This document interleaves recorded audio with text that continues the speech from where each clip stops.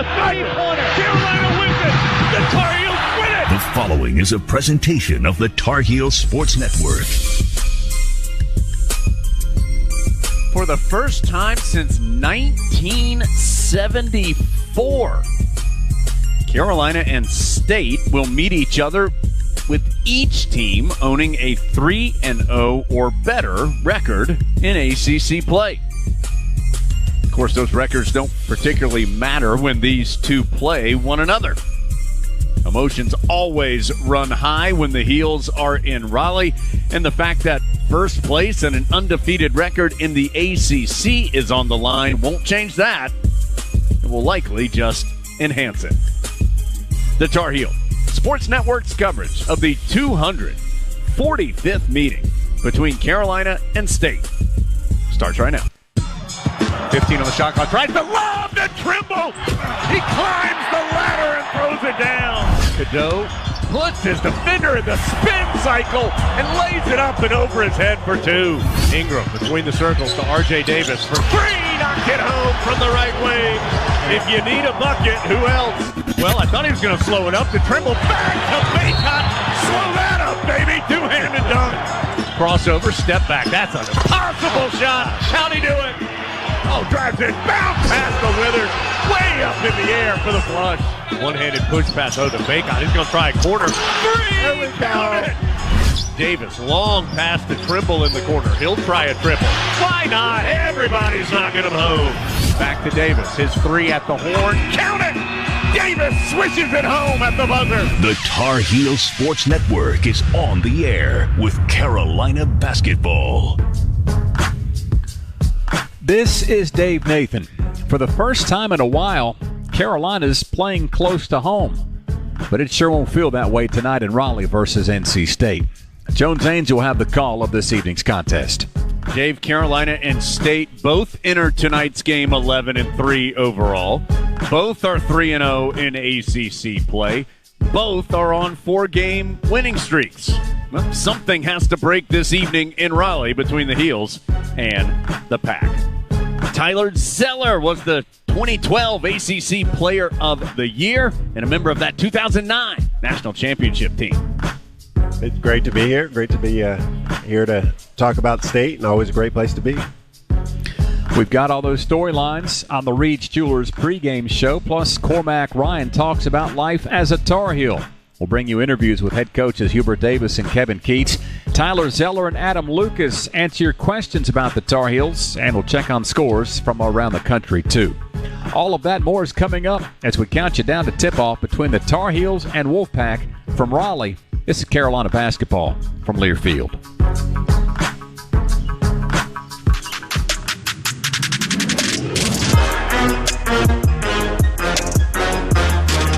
This is Carolina basketball on the Tar Heel Sports Network, and you're listening to the Reed's Jewelers pregame show. Carolina basketball is brought to you by Hunt Brothers Pizza, the official pizza of Carolina Athletics. This is the Reed's Jewelers pregame show. Carolina and NC State meet tonight in a pivotal ACC clash. It's been a while since these two programs were both at least 3-0 and playing each other. As a matter of fact, the last time it happened, gas was 53 cents a gallon, a stamp cost you a dime, and Richard Nixon was president. Jones, it's been a full 50 years since we've had a game like this, and it marks just the fourth time ever State and Carolina meet as unbeatens this deep into the ACC schedule. Tyler Zeller's young enough. He may not even know what a stamp is, Dave. He's never mailed anything in his life. No, we're excited to be here. And, these are two teams that have played well at the beginning of ACC play and in general. They've both coming in with the same record, 11-3. Both of them are 3-0. Both of them won 4 straight games. I do think Carolina in total has faced a more rigorous schedule. I think Carolina has better wins on its resume. But that doesn't mean that State's done something wrong. They've gone out there with who they've played, and they've done well against them.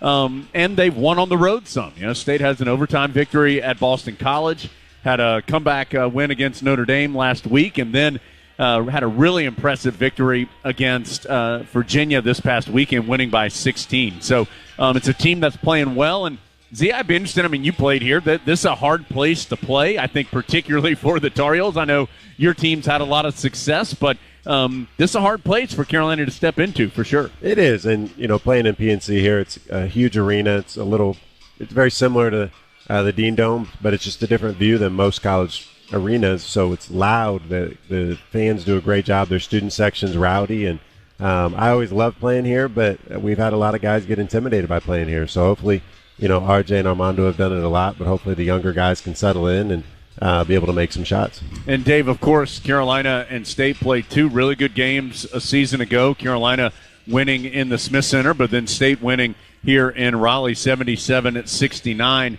at a point in the season where the wheels were wobbling a little bit for Carolina in mid to late February last year. So this is a building that Carolina's had a lot of success in, 22-6 overall in this arena. That does include a couple NCAA tournament games, but it's a place that Carolina has played well and will need to play well tonight to have a chance to win. And during this 4-game winning streak, there's no doubt the Tar Heels have played well. Offensive firepower, I don't think, has been in question, but where this team has really made hay as of late, defense has been the cornerstone of this really good stretch.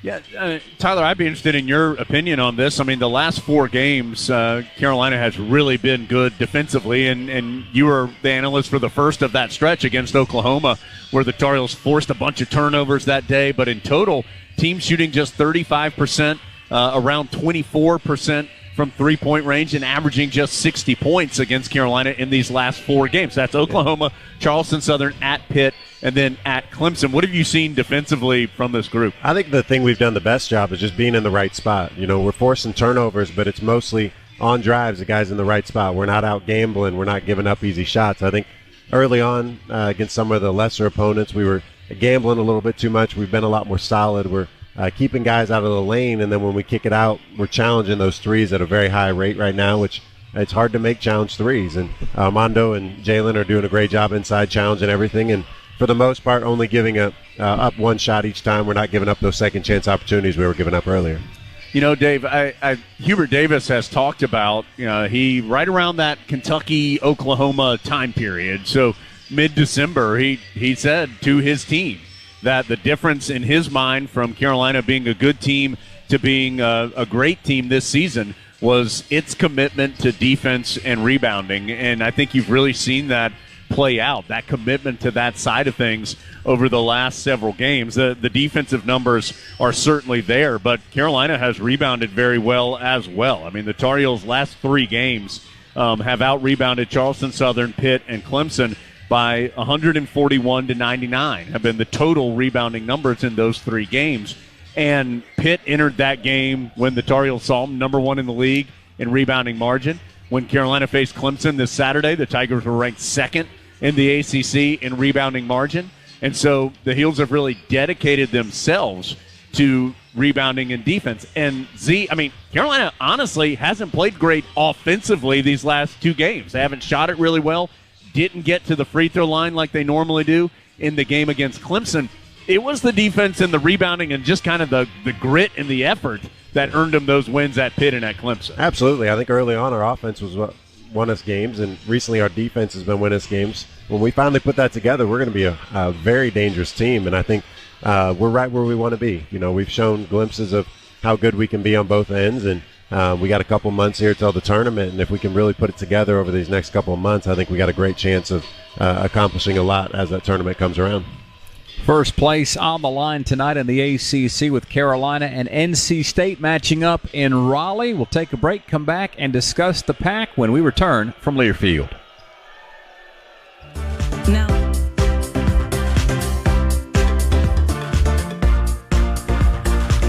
Tar Heel fans, Food Line is the proud sponsor of the Score to Give More program. For each free throw the Tar Heels make in tonight's game, Food Line Feeds will donate 100 meals to feed our neighbors in need right here in the Triangle.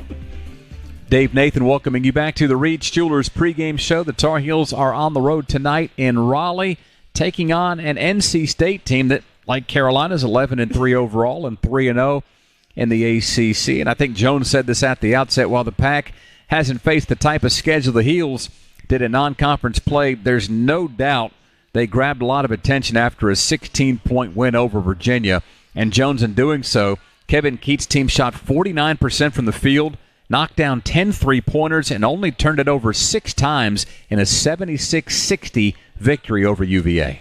Yeah, and some of those stats are unusual for them, and some of those are usual for them, Dave. The 3-pointers is probably a little unusual for them. 10 made 3-pointers for State, second most that it has made in a game this season. And, of course, against Virginia, something you got to hit some of those type of shots to be able to score against Virginia with the pace and the quality defense that the Cavaliers like to play. And worth noting, I think it was maybe 9-10 minutes into that game, State only had 9 points. And for them to finish with 76, that's hard to do against Virginia, period. And especially when you went through the first, we'll just say 10 minutes-ish of that game.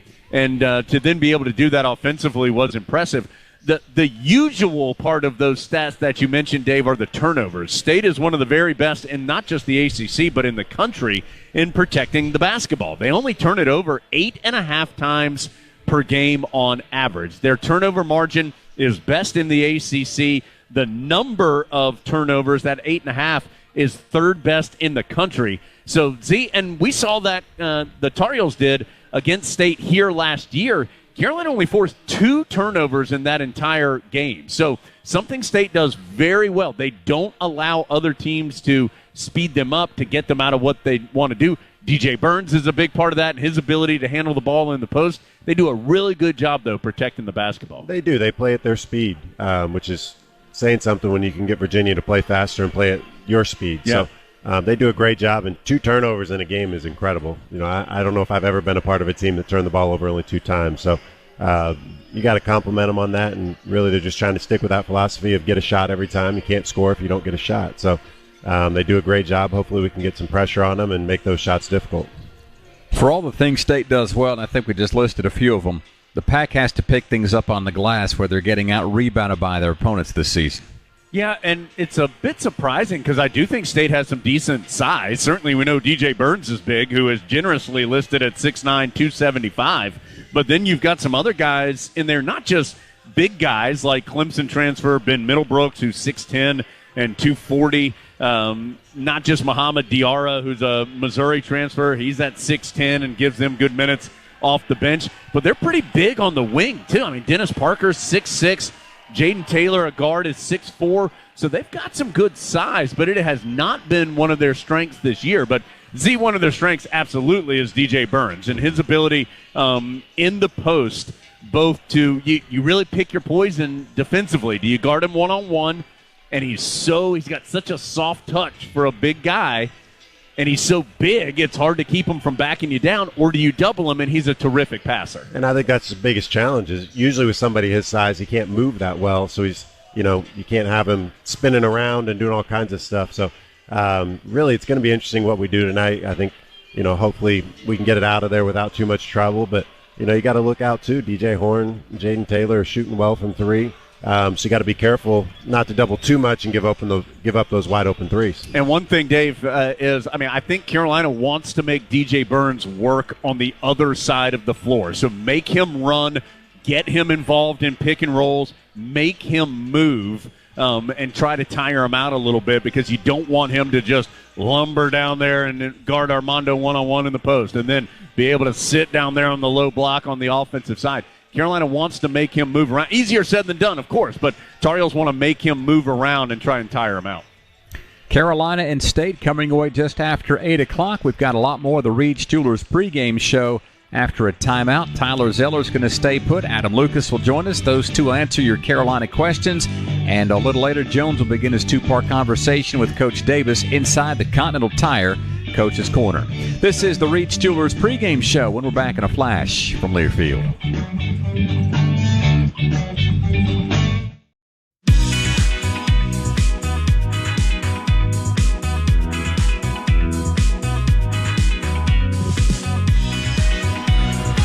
Tonight's pregame show is brought to you by Reed's Jewelers. The official Reed's Jewelers tip-off time is 8:01. Reed's Jewelers, your home for fine Swiss timepieces, beautiful diamonds, and the world's most luxurious jewelry brands. Reed's Jewelers, trusted with life's moments. Visit your local Reed's Jewelers or Reeds.com.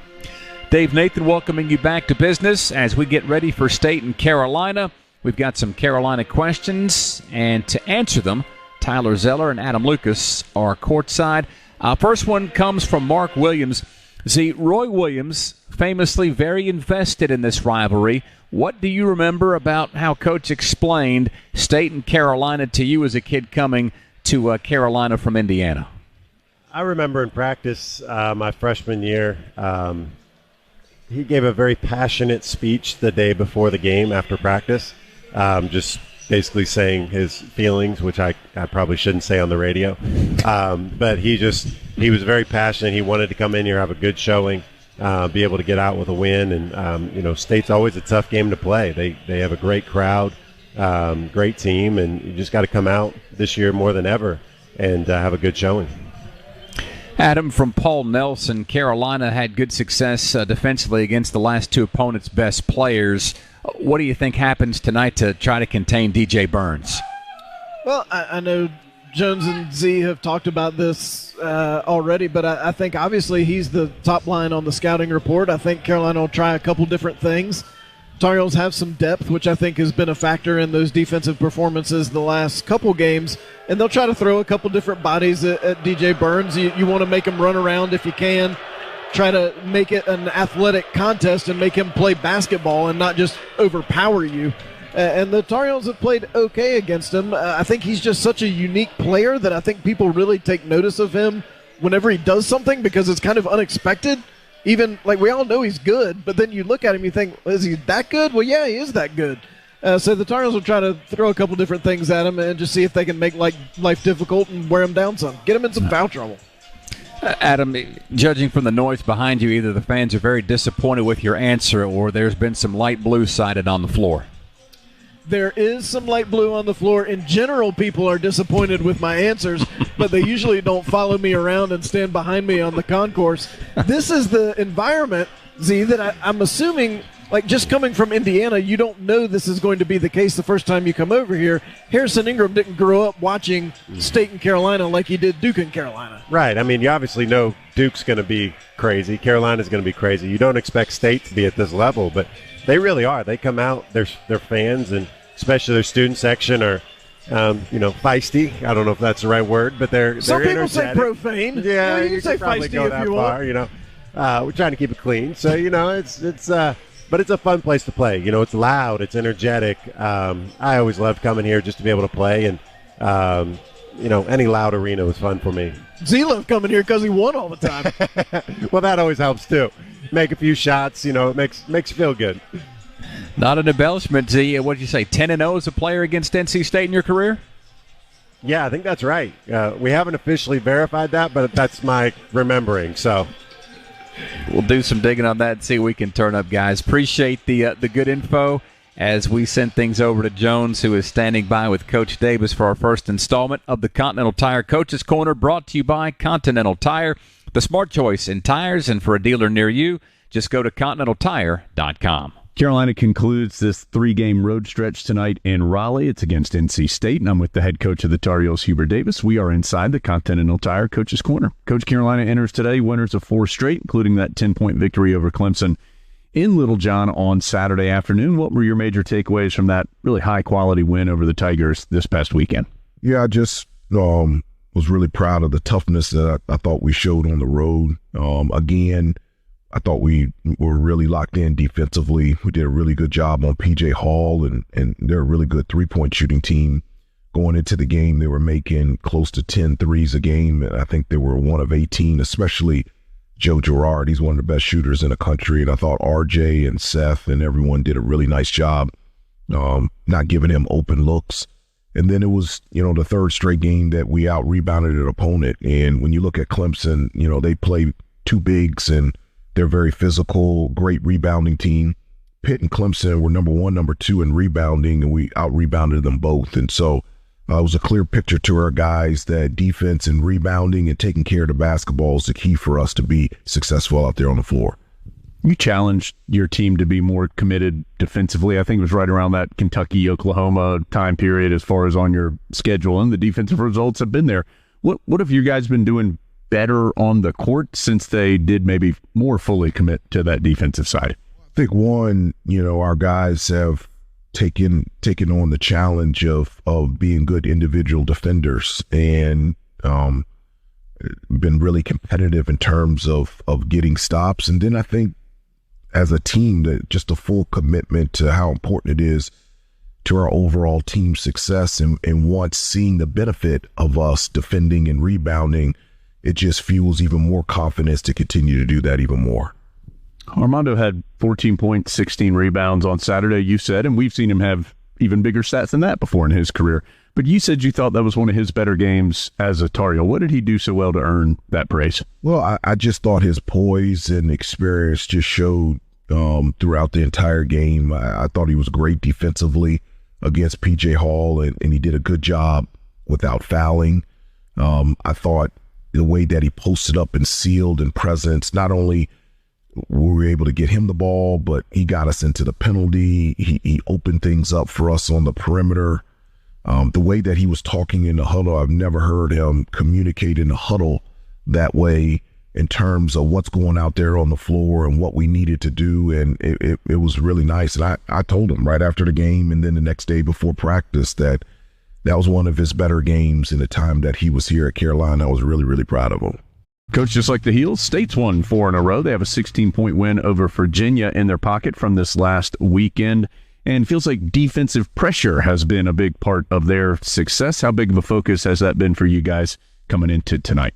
It's huge for NC State. Defensively, they'll pick up full court, made or miss basket, and they're trying to do, one or two things. One, get steals and deflections, and number two, speed you up. And so that's the key for us from an offensive standpoint. We can't let their defense and their pressure dictate and decide how we're going to be on the offensive end. And we've just got to take care of the basketball. And if we do that, we'll get shots. But also, from a defensive standpoint, DJ Burns is, he's real down low in the post. He can score. He's a gifted passer. And so he can open up a number of things for them when they need a shot on the offensive end. I was going to ask you about Burns. I assume you mix up your defense against him. Do you try to give him different looks? What in your mind is the best way to try and challenge him tonight? You do. You have to give him different looks. If he knows what's coming and give him a steady diet, he's going to eat really well tonight. So he's just a really good player. And so Armando and Jay Wash and James have got to do a good job of making him work on both ends. And if we feel like we can do that, that puts us in a good position to be successful tonight. Always intense when Carolina and State get together. It happens again tonight in Raleigh. Coach, as always, thank you for your time and best of luck tonight. Thank you very much, Jones. I appreciate it.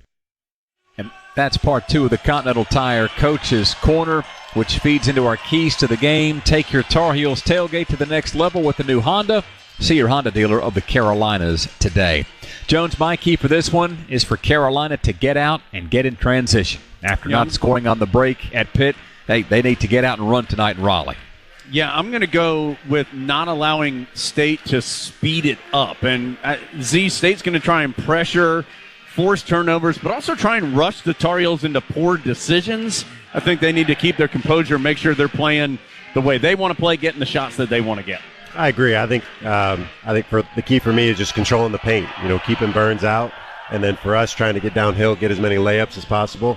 Just try to control that paint, because if you get in the paint, those threes open up, and it makes it really challenging to be able to guard them. Those are our keys to the game, as we've got the tip-off for you coming up after our final break. You've been listening to the Reed's Jewelers pregame show from Learfield.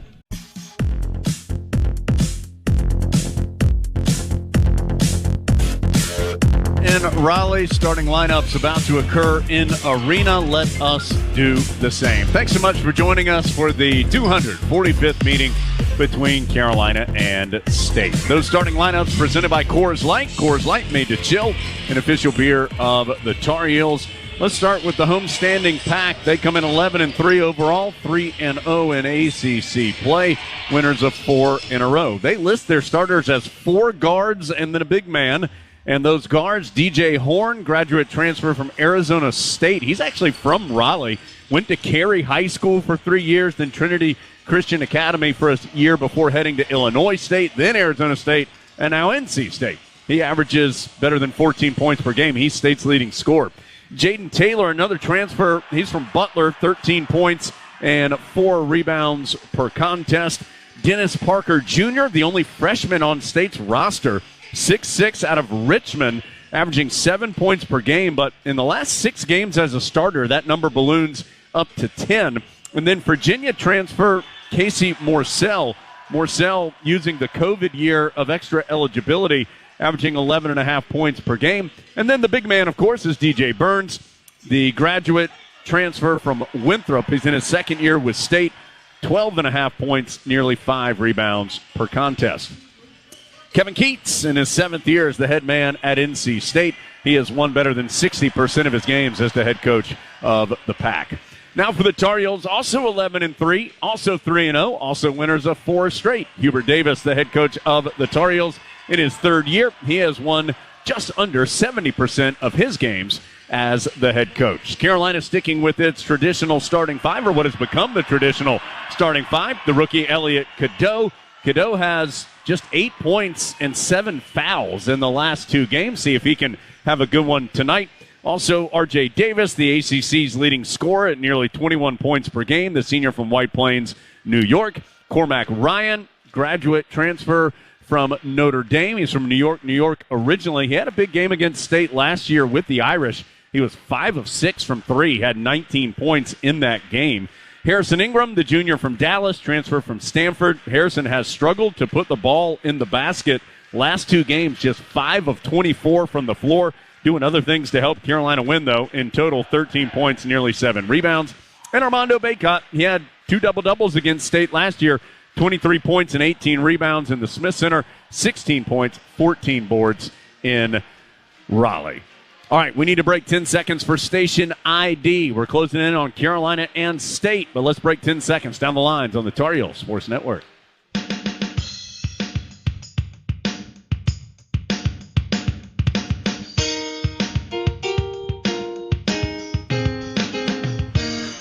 Jones Angel, Tyler Zeller with you on the concourse level here in Raleigh for Carolina State. We're joined here in Raleigh by Ben Alexander, our chief network engineer. Adam Lucas helping us out with stat work this evening. You've heard from Dave Nathan in our Tar Heel Sports Network studio. John Essick there as well. Let's get to the Duncan uniform report. It's time to get back to buzzer beaters, blocks, bounce passes, and most of all, Duncan. Welcome back, Tar Heel fans. America runs on Duncan. And for the Heels, they're wearing their road Carolina blue uniforms. That's felt like their most traditional uniform this year, as infrequently as they've been in the Smith Center. The numbers and letters in white, the Argyle down the side of the jersey and the shorts. Stayed in the home white tonight with bright red numbers, letters, and trim. It is a sold-out PNC Arena in Raleigh, although there still are some open seats. More than 19,000 fans is what this arena holds. The officials tonight, 3 veteran ACC and good ACC officials. Roger Ayers, Pat Driscoll, and John Gaffney. So 3 very good officials calling the action today. Sean May has come out. Oh, there was something on the floor, and Coach May came out all the way to center court off the Tar Heel bench to alert John Gaffney, the official, that there was something loose on the floor. That's been taken care of. And now Roger Ayers is going to toss it up between Dennis Parker, the freshman, and Armando Bacot. Ball in the air, and we're underway in Raleigh. Bacot slaps it back to Cadeau, and as we see it, Heels going from right to left here in the state's capital. Ingram well out on the left wing on the offensive half for the Heels. Whips it over to Cormac Ryan. Hard drive into the paint. Can't finish with the wild right-hander. Took a bump from Morsell. Got knocked off his pins. Couldn't finish. And rebound to NC State. DJ Horn the other way for the Pack. Transfer from Arizona State. Guarded by Cadeau. Gets a screen. He'll switch. So now R.J. Davis guarding him. Ends up to Burns. One-on-one in the post with Bacot. State fans love it when Burns has the basketball. It goes up against Bacot and scores on the baseline. Interesting. We didn't come with any double team. We just let Armando guard him one-on-one.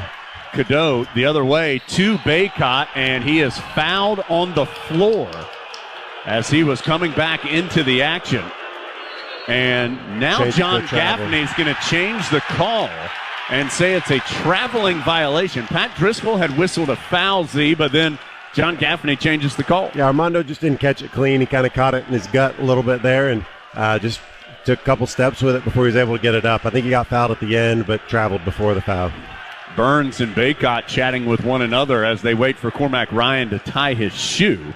That's why the action is not restarted. It'll be interesting here if they go back to Burns. He made a great move. Baseline there, shot fake.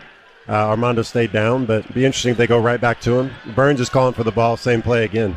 He gets it, but well outside the arc, top of the key. He pushes it over to Jaden Taylor on the right wing. Cadeau working around a screen to stay with him nicely. Taylor backs up. Now State works it around the perimeter. Ends up in the left corner to the freshman Parker. Shot clock down to 7. A step back, tough, long jumper off the mark by Jaden Taylor. Rebound to Harrison Ingram and the Tar Heels. Carolina the other way. R.J. Davis with State up 2-0. Just about 90 seconds into the game. Baycott has it one-on-one with Burns in the post. Baycott goes up and under but can't finish. Started on the left, couldn't finish on the right. Armando trying to muscle Burns down there a little bit. Yeah, it's hard to do. It is. Horn the other way for State. Still 2-0 Wolfpack. Burns almost traveled as he shuffled his feet on the right wing. Now he's fumbling with the basketball, but ends up able to pass it out. Driving in and missing the layup is DJ Horn. Putback won't go. Rebound tipped around. Morcell able to chase it down. This possession continues for State. Morcell will send it back out and slow things down. Driving in hard and not able to finish is Jaden Taylor. Good defense, great pressure, really tough shot. Yeah, Cadeau challenged the shot as Taylor drove in from the right wing. Baycott can try and spin by Burns, and this time he's able to elevate and hook it home. Caught it at the top of the key, and Z went right down the middle of the paint. Great move, just 1-2 quick dribbles, made Burns move his feet, was able to, Burns cut him off, just spun off of him, nice little hook shot. So 2-2, the big guys have each scored as Baycott nearly gets a steal out in the middle of the floor. Burns able to recover, though, sends it over to Horn, who misses the 3. Long rebound to R.J. Davis at the free throw line. He pushes ahead to Cormac Ryan. Ryan is fouled by Burns in transition on the floor, and so the foul on Burns is first. And Ryan was trying to argue the fact that he thought he should get some shots. He's not going to get that, but he is going to get the foul on Burns. But great job by Ryan pushing it. Went right to Burns, made him foul him. Burns wasn't able to get in front of him. If we can get Burns in foul trouble, it opens up that paint a lot. 2-2 the score, 17:23 to go in the first half. State 1 of 6 so far. Carolina 1 of 3. Cadeau, long inbounds to the right wing, and Baycott. He'll hand off to R.J. Davis. Davis diagnosing behind a screen, pulls up for the long 2. Can't get it to drop, too strong from right of the lane. A good look. Burns was back in the screen. He just pulled up in front of him. Rebound to the pack. They're working in the half court. Jaden Taylor to the free throw line. Nothing there as Cormac Ryan cut him off. Sends it back out to Parker. A hard drive, but Baycott challenges the shot, and the layup is missed. Heels the other way. R.J. Davis lost his footing as he tried to spin through a double team. State the other way, and they finish in transition as Parker able to get it over Ingram. So it's 4-2, although Carolina quickly the other way. Burns bangs into Davis as Davis had already gotten to the rim. No whistle. The ball goes out of bounds off State, and Burns is going to come out as Ben Middlebrooks checks in, the Clemson transfer, who's been given the pack good minutes off the bench here as of late. Still 4-2, low-scoring start here between Carolina and State. Heels go right to Baycott with Middlebrooks in there. 1 dribble, 2 dribbles, spins baseline, cut off. Baycott still working. His hook shot is too strong. Millbrook did a good job there. Armando couldn't get around him. I think he thought he was going to be able to get to the rim a little easier. Baycott 1 of 3. He has taken 3 of Carolina's 5 shots. Morcell's going to elevate for 3. No good. Rebound to the Tar Heels and R.J. Davis. Still 4-2 NC State. Davis in the right corner. It goes to Cormac Ryan up top to Ingram. Looking for Baycott. Instead gives it to Cadeau on the left wing. Back over to Ingram. Thought about the 3, and I think he traveled. He sure did. He just took too many steps before he started his move against Morcell. Got a little happy feet there. Went out a pivot foot, took a jab, and then ended up pivoting on that jab foot. So it's already 3 turnovers for Carolina. State has 0. Tar Heels only average 10 per game as the Heels are going to sub. Baycott and Ryan both come out as Jalen Washington and Seth Trimble have come in. Still 4-2 the score. State tries the alley-oop to Middlebrooks. It was too deep. He's able to save it, though, into the corner where a 3-pointer is missed. Rebound to Jalen Washington. That 3 was taken by Parker. I think we're trying to get Jalen in for a better matchup when Burns is out here. 4-2 the score. Carolina with the basketball. Heels just 1 of 5 from the floor with 3 turnovers here early on. R.J. Davis on the left wing. Bounces to Ingram. Back to the basket. Well out on the left baseline. He's going to try to go one-on-one with DJ Horn. Backing him into the paint. Ingram, the strong hook shot is good. He's got a big size advantage, and Ingram took advantage. He is good at that right-hand hook shot. Got what he wanted. The other guy spaced and able to get to that right-hand hook shot right in the middle of the lane. So 4-4 the score. The points for Carolina belong to Baycott and Ingram, each with a basket. Morcell on the perimeter for NC State. Over to Taylor. Trimble sticking with him. Taylor gets a screen from Middlebrooks to get into the paint and then turns it over. Tried to kick it in the corner, intercepted by Ingram. Heels trying to run. Ingram finds R.J. Davis. Open look for 3. Pops out from the right side. Had a good look. It was halfway down, but wouldn't stay. Neither team shooting well right now as a transition 3 is short by DJ Horn. Carolina with the rebound. Still just 4-4. Cadeau crossover to the cup and the uncontested layup. What a nice move by the freshman. Showing a little speed there. Came all the way from the left side of the court to the right and then came back to the left side with the finish. Boy, you feel like you see that 2 or 3 times from Cadeau every game where he just decides he's going to go past you. Yep. Heels would love to see it more. Got to get him in transition a little more. 6-4 the score. Carolina up by 2. First lead that the Heels have had in this low-scoring start to the game.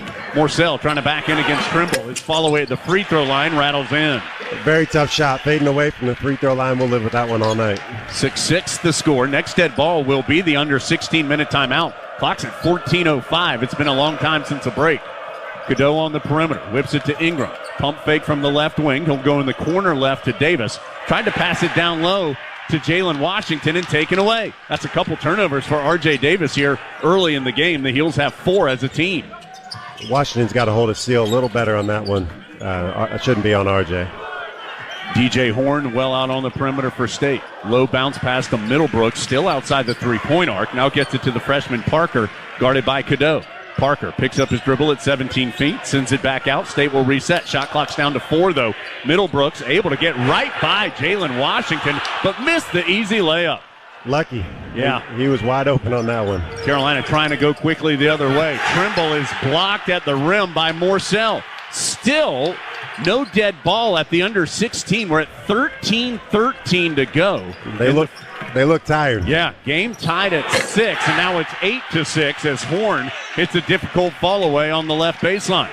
Carolina pushes it quickly the other way. Ingram in the post on the baseline right. Faces up against Parker. Ingram a couple of dribbles into the paint. Spins baseline, can't get it off the backboard. Rebound to NC State. Tar Heels are 3 of 10 from the floor.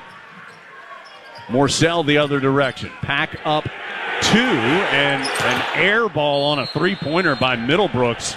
He is 1 of 10 on the season coming in, and that one was a good 1.5 feet short, and he knew it right when he shot it, but didn't have a chance for the rebound. It bounces over the baseline and will belong to the Heels. So an ugly start offensively. The two teams are combined 7 of 25 from the floor.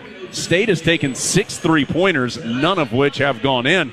Carolina has not been credited with a 3. I thought R.J. Davis took a 3 in the corner. He must have been on the line. So the Heels have not taken one so far. 12:39 to go first half. A long stretch before the break. 8-6 State from Learfield.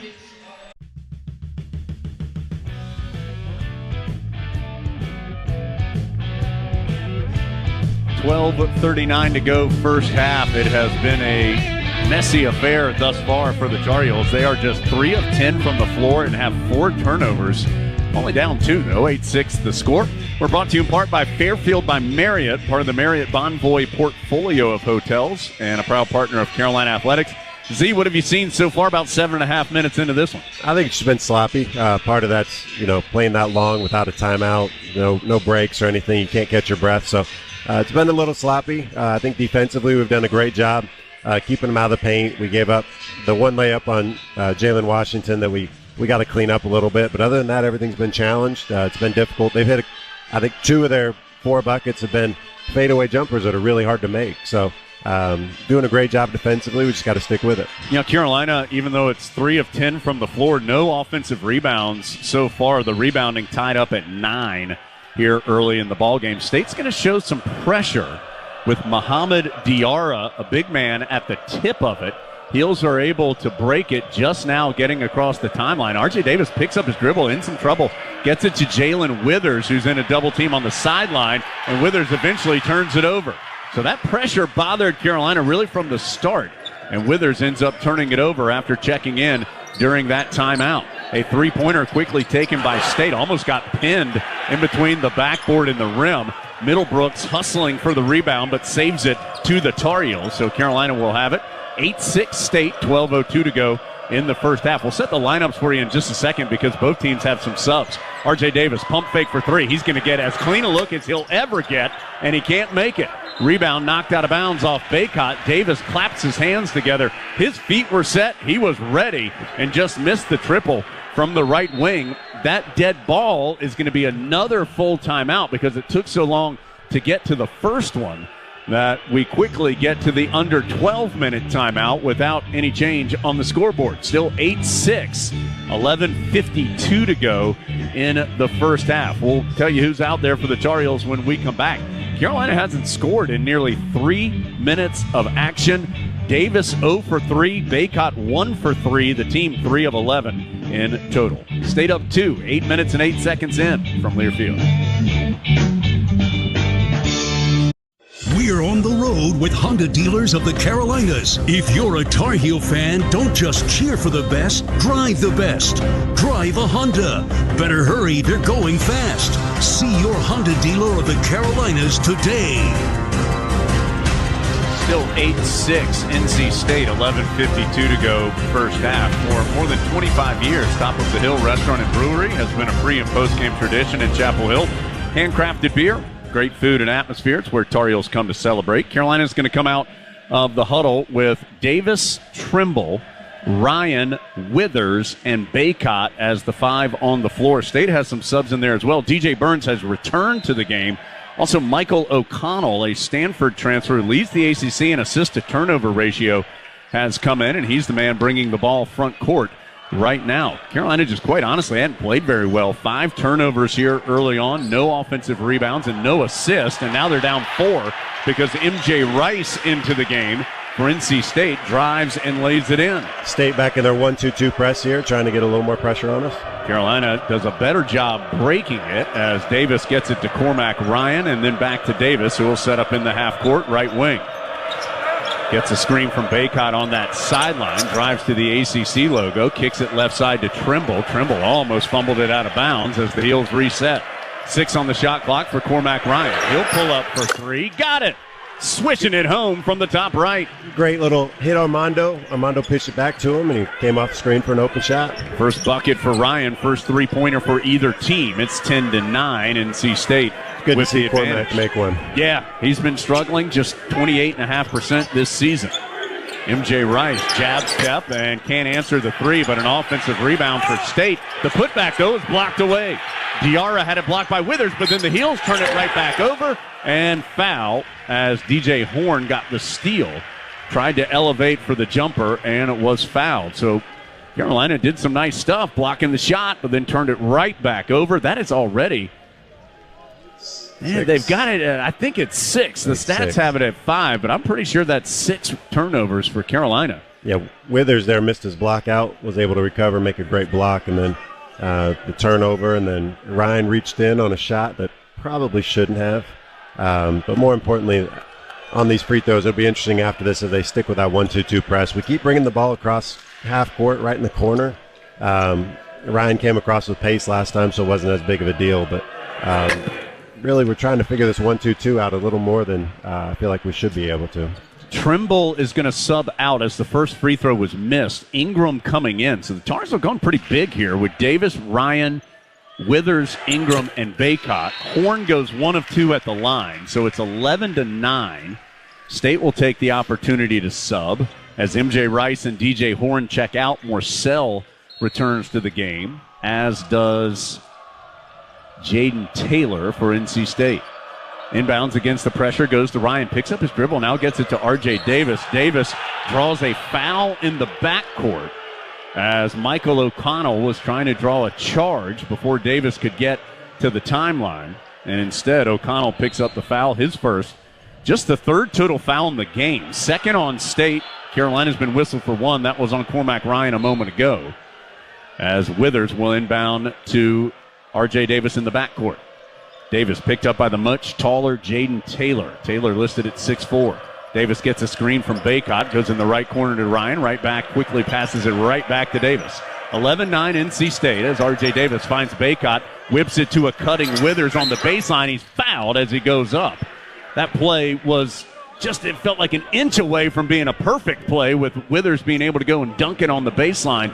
The ball was just a little behind him on the pass from Baycott. It was a good catch by Withers, and he does earn the foul and the free throws. He does. Armando caught the ball right in the middle of the lane on the roll, and I think he was expecting somebody to be in the corner, and Withers cut, which was a great cut. Threw it a little behind him. Withers caught it, able to get around the guy on the baseline for the foul. The foul was on Diarra as the free throw was missed. Withers had missed just 2 free throws all year. He's now 14 of 17. He came in at 87.5%.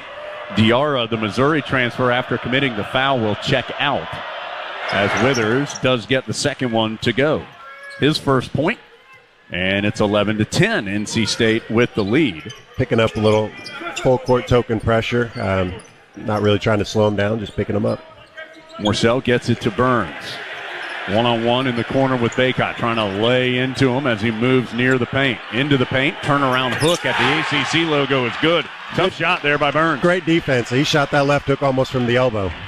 So State up 3. R.J. Davis quickly changes that as he goes coast to coast, blows by O'Connell for 2. And that's how you should attack the 1-2-2. Get the ball in fast and just get it up before they can get it set. 13-12. That's the first basket for R.J. Davis. Carolina has 6 different players who have scored. One-on-one with Burns again with Baycott. Backing his way in. Tough hook shot is good, and Baycott called for the foul. Just Armando trying to hold his own. Gave him an extra bump right there as he spun. Armando's got to do a little better job. He knows he's going to get back to the left hand. I think he's doing a great job keeping him out of the middle. But it'll be interesting here now. He's got 2 buckets in a row on ISO post-ups.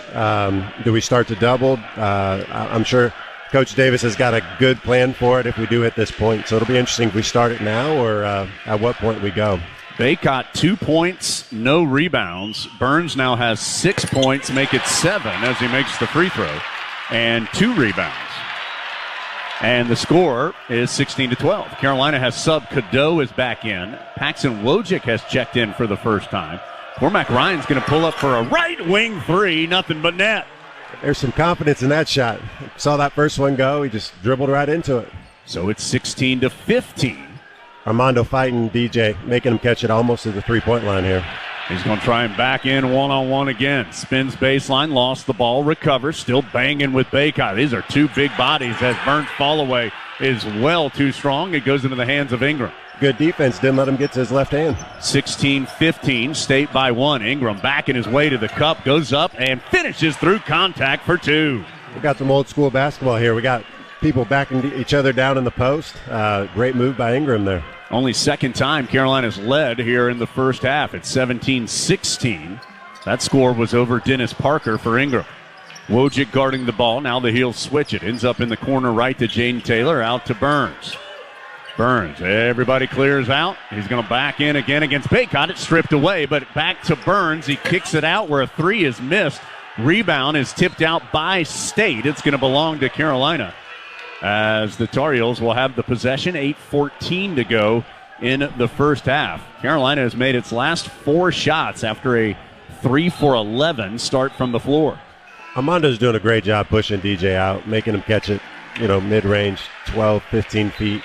And Z, to your point, Burns has checked out, and Carolina immediately brings in Jalen Washington to let Baycott get a breather. Right before the 8-minute timeout, too. See if they can steal him a little breather here. Yeah, I don't think Jalen's quite ready for the size of DJ Burns, but he should match up with Millbrook really well here. 17-16, Carolina by 1 with the basketball. Ingram between the circles, finds Ryan. Quick catch and shoot 3 is strong. Rebound, though, Jalen Washington. Out to Cadeau, Carolina will reset. He gives it to Ingram, straight on triple, well off the mark. Rebound to NC State. Jalen almost got his hands on another one there. Pulling up at the ACC logo on the other side for State, seeing that jumper pop out is Jaden Taylor. Rebound knocked out by State. It's going to belong to Carolina after this. 17-16. Carolina with the 1-point lead. Neither team shooting particularly well. State is 7 of 25. That is just 28%. Carolina 7 of 17, and that's with a couple makes here recently to get their percentage up to 41%.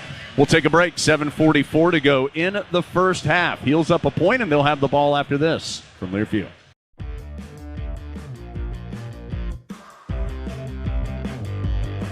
(17-16). Carolina on top. Tar Heels will have the ball when action resumes. Our broadcast presented in part by Allen Tate Realtors. Whether you're buying, selling, relocating, or seeking financing or insurance, Allen Tate can help. Allen Tate Realtors, the #1 realtor in the Carolinas, with more than 70 local offices and a proud partner of Carolina Athletics. And a reminder, the Harris Teeter is the official grocery store of the Tar Heels. It offers everything you need for the perfect game day, from subs to pizza, snacks, and drinks. They have you covered. Plus, they offer great ways to save every day with fuel points, eVic, and HT+. HarrisTeeter.com for more info.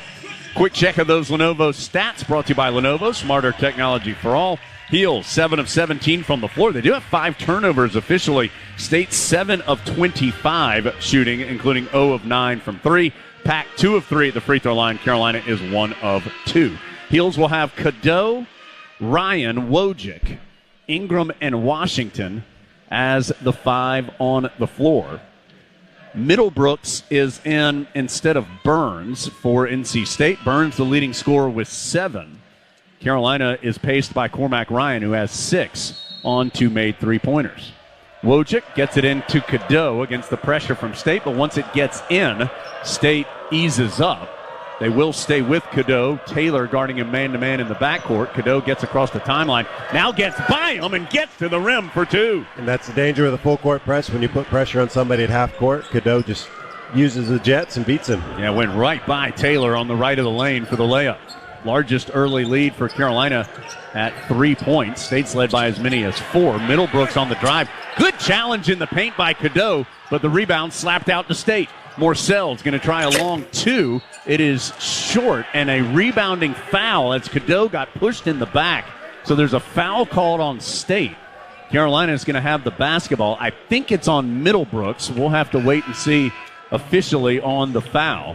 Carolina takes the opportunity to sub. Davis and Baycott in. Wojcik and Washington out. The foul was on Ben Middlebrooks, the Clemson transfer, his first and 4th on NC State. Carolina gets it into Cadeau. So it's Cadeau, Davis, Ryan, Ingram, Baycott, the starting 5 for Carolina on the floor. Heels up 19-16, 7 minutes to go first half. Cadeau gets by his defender, quickly kicks it in the corner to Ingram. Out to R.J. Davis, doesn't take the 3, takes a step in. Too strong on the jumper. There's Ingram, though. The putback won't go. Rebound tipped around. Ingram chases it down again. Finds Ryan on the low block. He short arms it from the low left side. Rebound finally to State. Carolina got 3 great looks, and none of them went in. Still 19-16. Sometimes just hard to get those shots to fall. TJ Horn forces one up, no good. Ingram with a man-sized rebound, and he's fouled as he tried to collect it. I tell you what, these rebounds are tough. We're fighting on the offensive end. Defensively, they're coming in strong. Ingram, great job there trying to hold on to it. That guy raked his arms. It's on Parker, his first. So State's been called for 5 fouls, but on 5 different players. Middlebrooks, Burns, Diarra, O'Connell, and Parker each have 1. Heels have been called for 2. Ryan and Baycott each with a personal foul. Still 19-16. Cadeau drives in, kicks it to Ryan in the right wing area. He sends it left side to R.J. Davis. Now to Baycott, one-on-one with Middlebrooks. Trying to back in, not gaining much ground. Baycott still working, gets to the rim, can't finish, tips it up, that won't drop. Middlebrooks doing a great job fighting Armando. He's not letting him back him down, really holding his own down there. Tar Heels on a 7-0 run, but this could be a larger advantage. They just haven't been able to get some shots to fall as there's an air ball on a runner by State. Cormac Ryan the other way. Sends it to Cadeau. Heels playing 5-on-4. Cadeau down to Ryan, and he's able to scoop it in for 2. Timeout. The officials have called a timeout. Ryan's basket's going to count. A State player fell down in the backcourt. I don't know really what happened or who hit him, but yes, he felt like somebody hit him pretty hard, so I'm guessing they're going to look at it. State, the crowd got very upset. I did not honestly see what happened, as Baycott and Middlebrooks, that's who it was, heading back up the floor. Those two got tangled up. And the question is going to be, are they going to call something extra on Baycott? The score is 21-16 with 5:48 to go. The officials going under the hood, presented by the Honda dealers of the Carolina. Take your Tar Heel tailgate to the next level with a new Honda. See your Honda dealer of the Carolinas today. Baycott went over to try and talk to Roger Ayers as he looked at the replay, and Roger Ayers pushed him away before the Tar Heel staff saw Baycott was over there. I believe it was Pat Sullivan went and grabbed Armando as well. Yeah, Armando did get his arm out a little bit on there. I don't think it was anything malicious. They're going to call the third referee over for... Yeah, John Gaffney's going to take a look after Roger Ayers and Pat Driscoll were... They may call something here. His arm did get extended. I don't think he was maliciously trying to push him. I think Middlebrook was holding his arm. He wanted it back, and Middlebrooks held it well. The three officials are going to talk about it. It's 21-16. Carolina's on a 9-0 run. State's missed its last 7 shots, but that's with the Tar Heels missing a couple of layups and jumpers. Feels like they could have stretched this thing out to almost double digits, but as it is, up by 5 at the moment, and we'll see. It's going to happen here. It looks like they may have called something extra on Baycott. We're up on the concourse level, so we cannot get a good feel, but just from everybody's body language, looks like something extra has been called on Baycott. Yeah, Armando's trying to argue his case. Coach Davis is yelling at him, get back over in the huddle and stop worrying about it. So it's one of those, they're probably going to get 2 free throws and the ball out of this, but we just got to keep playing. They got 16 points, great defense. Just continue to use this going forward. So they've called a technical foul on Armando Baycott. So that's also going to be his second personal foul. So just not a smart move by a veteran player to extend the arm and shove down Middlebrooks. Middlebrooks done a great job of trying to frustrate Armando, though. He's been doing a little pushing, a little shoving, grabbing. And I think Armando just got frustrated and lost his composure for a second there. So Middlebrooks is going to shoot 2 shots. Boy, Hubert Davis is giving it to Armando Baycott on the bench as Middlebrooks misses the free throw, the first of 2, and then State's going to have the ball. Hubert Davis is red hot at Baycott for getting his team in this situation. And it's going to be interesting. DJ Burns is coming back in, but Jalen Washington's going to guard him. So you got to assume we're going to double on the post. I don't know that Jalen can hold Burns from backing him down. Yeah, I mean, Washington listed at 230, Burns listed at 275. So that is even on those numbers is a mismatch, but I don't think those numbers are accurate, at least for Burns. Yeah, we'll see if they go right to him here or if we'll see what happens. 21-17 after Middlebrooks goes 1 of 2 on the technical free throws. Washington trying to front Burns in the post. Boy, Burns has got his hand up in Washington's face as State works it to the other side of the floor. Morcell has it. Ryan slipped and fell. Morcell attacks and is blocked away by Washington. The rebound, though, caroms over the baseline after Jalen blocked it away. Great job by Washington fighting Burns. Just don't let him catch it, then he doesn't have to worry about getting back down. Yeah, that's right. 5:26 to go. First half, it's 21-17. And Jalen was actually able to come up with the block at the end of the play there, really trying to be everywhere. Horn, boy, found a wide-open teammate in the corner for 3. That was Jaden Taylor. Carolina was paying so much attention to Burns in the post that Ryan got sucked in and left Taylor wide open. A great dive right down the middle of the lane by State and open up the corner. 21-19 on the scoreboard as Washington has an open look at 3, but well too strong as soon as he shot it. So they only gave Taylor a 2 on that last sequence.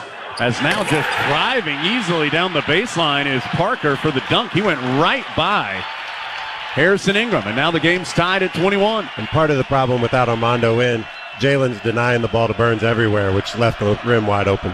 Cadeau, meanwhile, drives the other way to the rim. Can't finish, but Jalen Washington sneaks in from behind Burns and tips it in. Using his length to be able to get to the rim. Burns couldn't elevate. He was able to elevate over him. 23-21. Carolina back up by 2. So, again, they called that corner shot on the inbound a 2 for NC State, not a 3. 23-21. Tar Heels do double Burns on the dribble against Washington, and he dribbles out of bounds, and that'll give it to Carolina. So Ingram came to double And Burns spun away from it and dribbled it off his leg out of bounds. A little bit lucky there. Ingram came on the high side. Burns spun the baseline and dribbled off his knee or his foot there. But great double team. It was at the three-point line, a little higher than I'd like, but great job getting it out of his hands. 23-21 Carolina. Tar Heels have the basketball.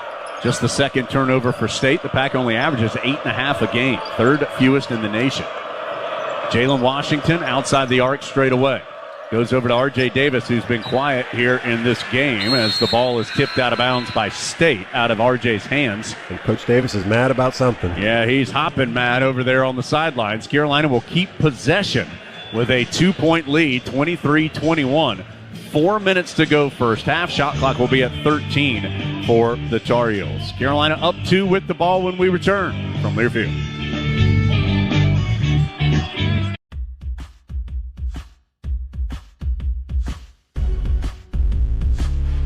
4 minutes even to go in the first half. 23-21 the score on the scoreboard here in Raleigh. I really think it should be 23-22.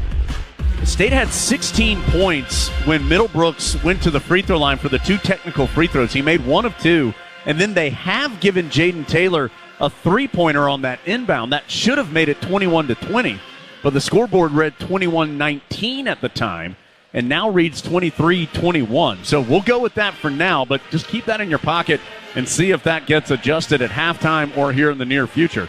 A reminder that we're brought to you in part by Blue Cross and Blue Shield of North Carolina, official health insurance partner of Carolina Athletics. Believes an inclusive community is a healthy community. Here for the Tar Heels, here for all. A couple of numbers on that Lenovo stat sheet brought to you by Lenovo, global technology leader that has called North Carolina home since 2005. Visit Lenovo.com. Lenovo, smarter technology for all. Heels do have a 16-12 advantage in the paint in this game. One of the areas that has given them this slight 2-point lead is there's a foul out on the floor. Jaden Taylor going to be whistled for the foul as Cadeau was trying to move past him. And John Gaffney says that Taylor stuck his leg out and impeded Cadeau, his first. And 6 foul on State, 1 foul on 6 different players for the Pack. You don't see that very often with 1 foul and 6 people. Cadeau doing a great job trying to attack downhill here. Gets it to R.J. Davis in the right corner. Tried to go baseline, but there just wasn't anything there, so he backs up. Shot clock down to 10. Now Davis has a clean look at 3. No good. He has really struggled as Ingram chases down the long rebound. Carolina will reset. Ingram trying to back in against the freshman for State. That's Parker, and Ingram spins by him and hooks it home. Attack baseline, spin back, right to that hook shot right across the middle of the lane. R.J. Davis is 1 of 6 from the floor, and it feels like he's had some good looks. They just have not gone. He's still up 4, though, despite that fact. Down low it goes to Burns. Tar Heels going to double up. Now they get out of there. The pass almost intercepted by Cadeau. It went right through his hands. Ends up with the Pack, and they're going to have free throws out of it as Ingram ended up fouling the driving Jaden Taylor. Boy, Cadeau, that's like one of those where a DB has an interception just go right through his hands and end up to a receiver for a big gain. Cadeau should have had a steal and heading the other way. He's looking at his hands now, thinking he should have had it. So tough play there for Ingram. He was actually in the right spot. Tried to get back to his man. He thought he was going to pass and ended up fouling him. But doubling DJ Burns there. Ingram did a great job. He doubled, and as soon as he picked up the dribble, he left, which is part of why Cadeau was trying to get back to his man. I don't think he saw the ball till the last minute and just missed it. First free throw good by Jaden Taylor. Just under 77%, and now 11 of his last 12. Well, he misses that one, though, as the rebound tipped by Washington into Ingram's hands. So State goes 1 of 2 at the line. It's 25-22. Cadeau comes up the court left side. Jump stop in the paint, sends it to Trimble, who's back in right corner. His jump stop kicks it to R.J. Davis. Another wide open look, and you knew eventually one of them was going to go. He's not going to get much more open than that. I don't think anybody was outside the lane to guard him. 28-22 as a foul called on Seth Trimble. And then Brad Frederick almost got wiped out on the diving DJ Horn after he got bumped down by Trimble. And everybody's not sure what's going on here. Yeah, it's an odd, like a lot of the Carolina coaches are up and out of their seat. Or did the ball it may have just gone out of bounds. It was just lost out of bounds by State, so no foul call on Trimble. Instead, his defense forced State to lose it out of bounds. I thought he was pointing down somewhere else. He's just pointing our ball. Yeah, it's a 28-22. Carolina by 6, and they'll have the ball. Ingram in the front court on the left wing. He's been good down low, but he's guarded by the much larger Diarra. Now spins right by him, can't finish. Washington had the rebound, but couldn't squeeze it. It slips out of his hands to State. Just got to hold on to that one a little stronger. Got it swiped out of his hands. The other way, Jaden Taylor for the Pack, trying to work around a DJ Burns screen. Gets down low and has it stripped away by Cadeau. Off of Taylor's leg and out of bounds. Another turnover for the Pack. It's 4th. Great job by Cadeau there. He was guarding a three-point shooter. Didn't give up the lane, but swiped at the ball right off his leg. 28-22. Carolina by 6. Tar Heels have taken just 2 free throws in this game. This coming off a game where they only took 12, a season low. Back to the 1-2-2 press. Cadeau able to get front side. He's joined by Davis. Now Zayden High has checked in. Harrison Ingram and Jalen Washington. Baycott on the bench with 2 fouls. One of them a technical. R.J. Davis picks up his dribble left wing, passes middle of the floor to Cadeau. Cadeau, stutter step, drive, and has his shot blocked out of bounds by DJ Horn with 6 on the shot clock. 1:56 on the first half game clock. Carolina will inbound with a 6-point lead, Z. Really interesting. They're trying to keep a lot of size on RJ. Don't give him any open looks, but because of that, he's been doing a great job cutting and finding open looks. Just hasn't knocked as many down. Yeah, just 2 of 7, although he's got a lot of clean looks. Carolina's got to go. Ingram has it with 2 seconds on the shot clock. He does not know it, and it's going to be a shot clock violation. Everybody was barking at Ingram to look at the clock, and he was the only one that was unaware. Yeah, he just... One of those situations, the ball came in bounds. You think you got a lot of time. RJ kind of hesitated underneath. They did a great job switching. So one of those weird possessions that he didn't realize it. I think everybody else just wanted him to throw it at the rim. Both teams have gone a little dry here offensively. Neither team shooting above 40% as a foul called on Jalen Washington trying to defend the driving DJ Horn. Horn had wrapped around a screen. First foul on Washington. And 5th on Carolina. This is going to be free throws 8 and 9 for State.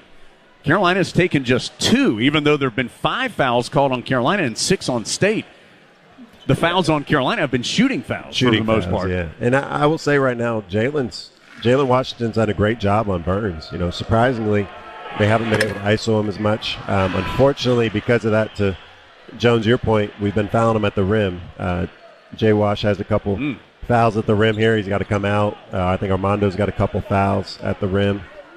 So just got to clean up those shooting fouls and not give up these free throws. So the first free throw was missed. The second one's good by DJ Horn. Carolina has taken out Washington and put in Withers. So Carolina does not have a true big man on the floor, and Burns is still out there for State. 28-23. Cadeau, Davis, Withers, High, Ingram, the 5 on the floor. Davis weaving through traffic, has his shot blocked by DJ Burns. Just forced it up. Morcell the other way. Blocked from behind by High, but a foul is called. Great hustle by High coming back to block. I think Ingram just got stuck on a good move. Got stuck under him and fouled him. Fouls on High, actually his first. High running back hard as he could. He actually saved 2 points on the finish there. It's the 6th foul now on Carolina and more free throws for State. The Pack just 4 of 9 at the stripe so far. State in total shooting 28%, 1 of 11 from 3, 4 of 9 from the line. Meanwhile, Carolina just 37.5%, 3 of 8 from 3, and only 2 free throw attempts. The officials are getting everybody together, primarily Withers and Burns, to try and get some cooler heads. Burns will talk with anybody in the league. He will. He likes to... Who knows what he's saying, but he does like to try to get in guys' heads, and looks like Withers had something to say back, and the referees just broke him up. Talk to everybody. Going to be Morcell Z at the line for 2 shots for State, so this will be free throw 10 and 11. First one good by Morcell. Yeah, and I think as the first half closes out here, we got to be better in the second half of challenging those shots at the rim but not fouling them, because most of those shots are really, really difficult, and then we're bailing them out by fouling them. Rebounds 23-21. Ingram already has 10 rebounds in the game. His career high is 15, which he had against Pitt a couple games ago. He had 6 points and 10 boards. And he's doing a great job. You know, Armando, Jay Washington are trying to block out Burns. He's doing a great job cleaning up those rebounds for us. Both free throws good by Morcell. 28-25. Pack back within 3. Back to the 1-2-2 press. Carolina pitching it back and forth between Cadeau and Davis. Final pass gets it front court to Cadeau. Finds high, pump fake and finish. Great play by Cadeau. Caught it on the run, just attacked the middle of the lane, and then high dove from the corner. Shot fake, up and under. Started on the left and finished on the right to make it 30-25. Heels up 5. State with the basketball. The largest lead for Carolina has been 6. As the shot blocked away by High on the drive by Horn, but back to Horn. He finds Middlebrooks and he's fouled. I think that's on Cadeau, his first. It's a tough one for Cadeau there. He really just needs to stay down on his feet. He tried to jump up and challenge, jumped into him. High's in front of him. High, I think, was going to block it if Cadeau didn't foul him there. 43.8 seconds to go in the first half. 30-25. It has a similar feel to the Clemson game where State kind of hanging around despite some poor offense due to getting to the line, although they have not particularly shot well at the line. Just 6 of 11. And Middlebrooks comes up well short on his first. Yeah, I think we just got to keep grinding this game out. You know, if we can stop fouling, I think we'd be up 10-12 right now. But really seeing some good things from High here. His energy, blocking shots is really good to see. Middlebrooks goes 1 of 2. And it is 30-26. Some pressure from State. Carolina gets it into Cadeau. He sprints up the right side of the floor, gets to the ACC logo, gets it to R.J. Davis, back to Cadeau. 20 on the shot clock, 34 on the first half game clock. Cadeau, left-handed dribble, attacks, has it stripped out of bounds. He's been stripped a couple times going left there. I think, he just got to get the ball back to his left hip. He's holding it on his right hip a little bit too much right inside of that defender. 15 on the shot clock, 29.5 on the first half game clock. Roger Ayers is going to get a towel from the State bench area to wipe some moisture off the basketball. Heels up 4, 30-26. Going to try to run RJ to the corner here, hopefully be able to get a 3. Cadeau lobs it out to Ingram. Fakes the dribble handoff to Davis, and he's going to back in against Morcell. Now he faces up, gets some space, sends it out to Cadeau. Shot clock down to 5, and Cadeau had it stripped. State running the other way. It will turn into a foul in the open court. R.J. Davis fouled Diarra. That's the first foul on Davis, and the 8th on Carolina. More free throws coming for State. That one's a tough one. It was a 3-on-1 break. Cadeau lost his dribble there at half court, basically. So RJ was in a tough situation. We'll see how these free throws go, but not the worst foul in the world. Free throws 14 and 15 coming for State. Diarra, a 70% shooter on the year, 14 of 20. 30-26 Carolina with 14 seconds left. Diarra gets his first point of the ball game.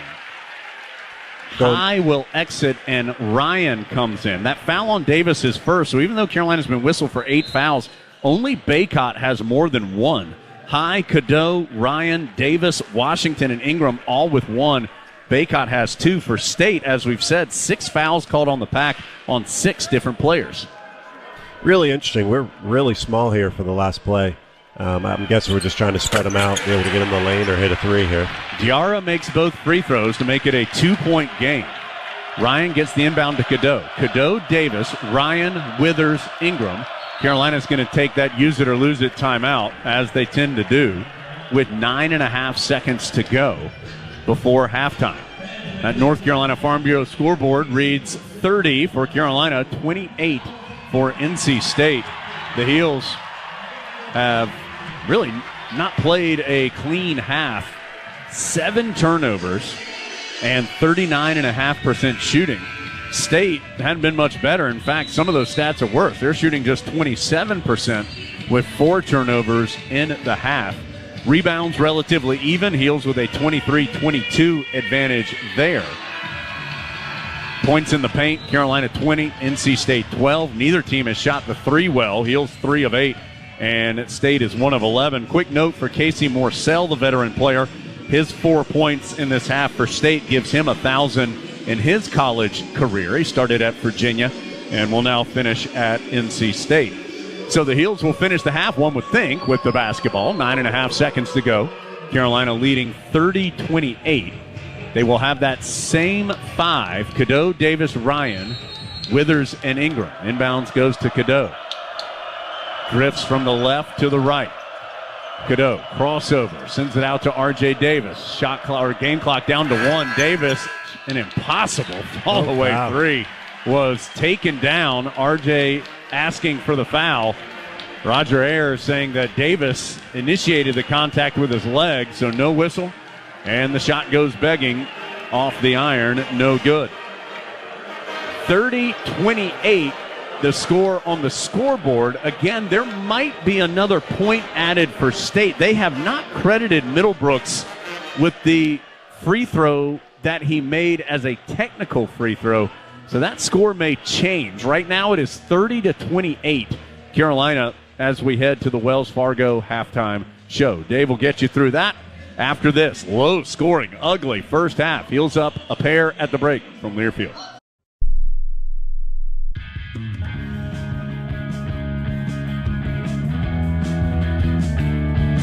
Heels up 2 going to the second half. That'll finish up the Wells Fargo halftime show, brought to you by Wells Fargo, official sponsor of Carolina Athletics. Let's get to the trusted choice of the game, brought to you by the Trusted Choice Independent Insurance Agents of North Carolina. They want you to stay safe behind the wheel, so put down your phone while driving and let's have a hands-free NC. To learn more and find an agent near you, visit trustedchoice.com/go Heels. Z, what do you think the Heels need to trust here in the second half? I think the biggest thing, we just need to stop fouling. Trust our defense, trust that we're going to be in the right place, but just stop fouling and keep them off the free throw line, especially on shots. I mean, we really haven't fouled them much other than when they're shooting. Yeah, it wasn't as though Carolina got called for a lot more fouls. 8 on Carolina, 6 on State, but State took 15 free throws, and Carolina just 2 in the first half. Morcell drives to the right elbow for State, who gets the ball to begin the second half. Carolina up by 2. DJ Horn has it now, well out on the left wing. Drives against R.J. Davis. He'll fall away at the elbow. No good. Baycott gets his first rebound of the game. 20 seconds into the second half. So Baycott, who only played not even 10 minutes in that first half, as an entry pass to Ingram is tipped out of bounds and will stay with Carolina. Yeah, part of Baycott not playing as much as foul trouble, but part of it was Jalen Watts did a great job of holding his own. Didn't score a lot, but did a great job defending Burns and defending the rim. Baycott's second foul was a flagrant foul in the backcourt, and Heels were up 5 at that point in time. End up leading by 2 at halftime. Carolina working in the half court, left to right as we see it here in the half. Ingram to Davis, pump fake for 3. Now he'll take one from straight on and strip the net. And there's RJ's 3. Great play, throwing it into Ingram. And then immediately Armando set a flare for him. Great play by Coach Davis coming out of the half. Last 3 halves in Raleigh. That's last year, this year. R.J. Davis had been 4 of 22 from the floor, 2 of 10 from 3. But he hits that one to start off this half. A switch has Cormac Ryan trying to guard Burns in the post. Ryan's going to front him. State still hadn't gotten him the ball. They're actually going to take a long 2-pointer. No good. Ingram gets the rebound. So Heels will say thank you to DJ Horn for taking that shot as R.J. Davis has his shot blocked going the other way. State comes out of there with it. Horn to Morcell in the corner. Pump fake gets Cadeau flying by, but he misses the triple. Rebound to Harrison Ingram. Carolina up 33-28. Moving in the half court, R.J. Davis has it now on the right wing. Hubert Davis tells Cadeau to come get it. And now we'll set up the play in the half court. The freshman dribbling out in the big Wolfpack head logo in the center jump circle. Finds R.J. Davis right of the lane, whips it to Baycott, and he's hacked by DJ Burns going up. Very similar action there. They gave it to Cadeau. Armando set a screen and then immediately set a flare for R.J. And got it. They played it much better this time, but DJ Burns stepped up. They threw it to him, and he had to foul him. These will be just the 3rd and 4th free throws of the game for Carolina. Withers went 1 for 2 in the first half. Those were the only attempts Carolina had. So it's going to be Baycott. First one is good. That puts Carolina up 34-28, matching the largest lead, and gives Baycott just his 3rd point. And I think part of that is State's done a great job attacking the rim. We've done an okay job at it, but we really haven't done a lot to draw those shooting fouls. So hopefully we're going to get the ball in the paint more. Armando get a little more active and get a little more involved. Baycott makes them both, so it's now a 7-point lead, largest of the game for Carolina at 35-28. State looking for Burns. They get it to him. Cadeau is supposed to double team. I believe he did not, and Burns kicks it out for 3, which is no good. Ingram with the rebound. State continues to struggle from behind the arc. Ingram push ahead to Bacot. Wild hook shot. Sailed it over the rim. And the rebound tipped out by Ingram. Great job by Armando running the floor there. He just got the ball a little late. Burns was able to recover because of it. But very interesting down there. We're supposed to continue to double. Cadeau kind of got caught in no man's land and gave up the 3. Bacot was screaming at Cadeau to come double, and Cadeau either didn't hear him or didn't recognize it. Hopefully it's just a freshman mistake and he forgot. Burns has it, one-on-one with Bacot. He'll whip the pass out to Jaden Taylor for 3. That is the first made 3 for State. The Pack had missed its first 12. And that gets the lead for Carolina back down to 4. Cadeau quickly shoots on the other side, no good. Came up short from left of the lane, and then Bacot tips the rebound out of bounds. So Carolina had the ball up 7. Long pitch ahead to Bacot. It took that wild shot. And now State's hit a 3 and gets a stop. They have the ball with Carolina up 4, 35-31, 17:05 to go in the second half in Raleigh.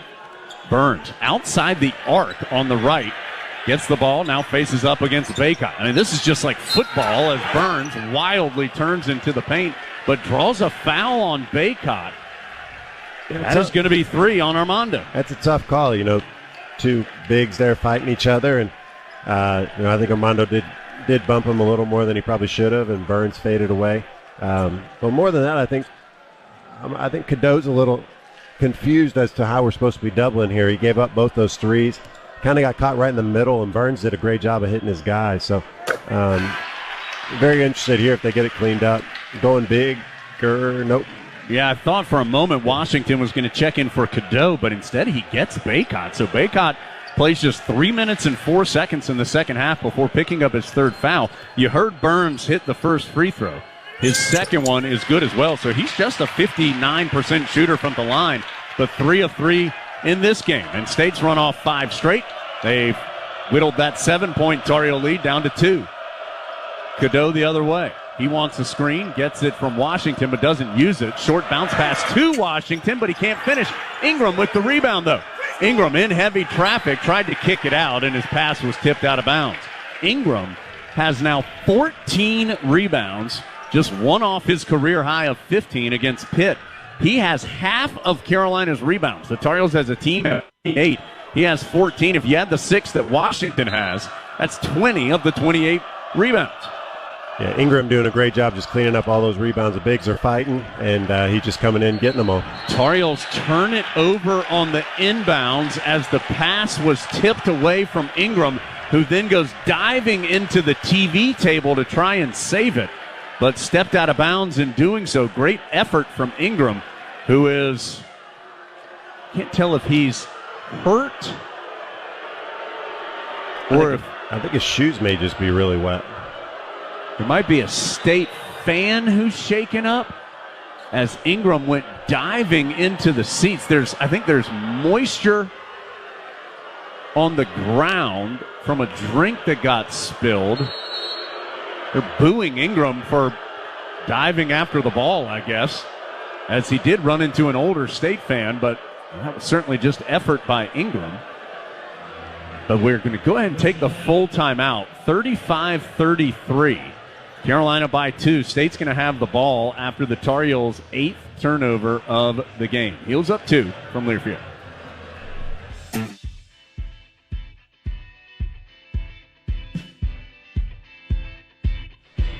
(35-33) Carolina.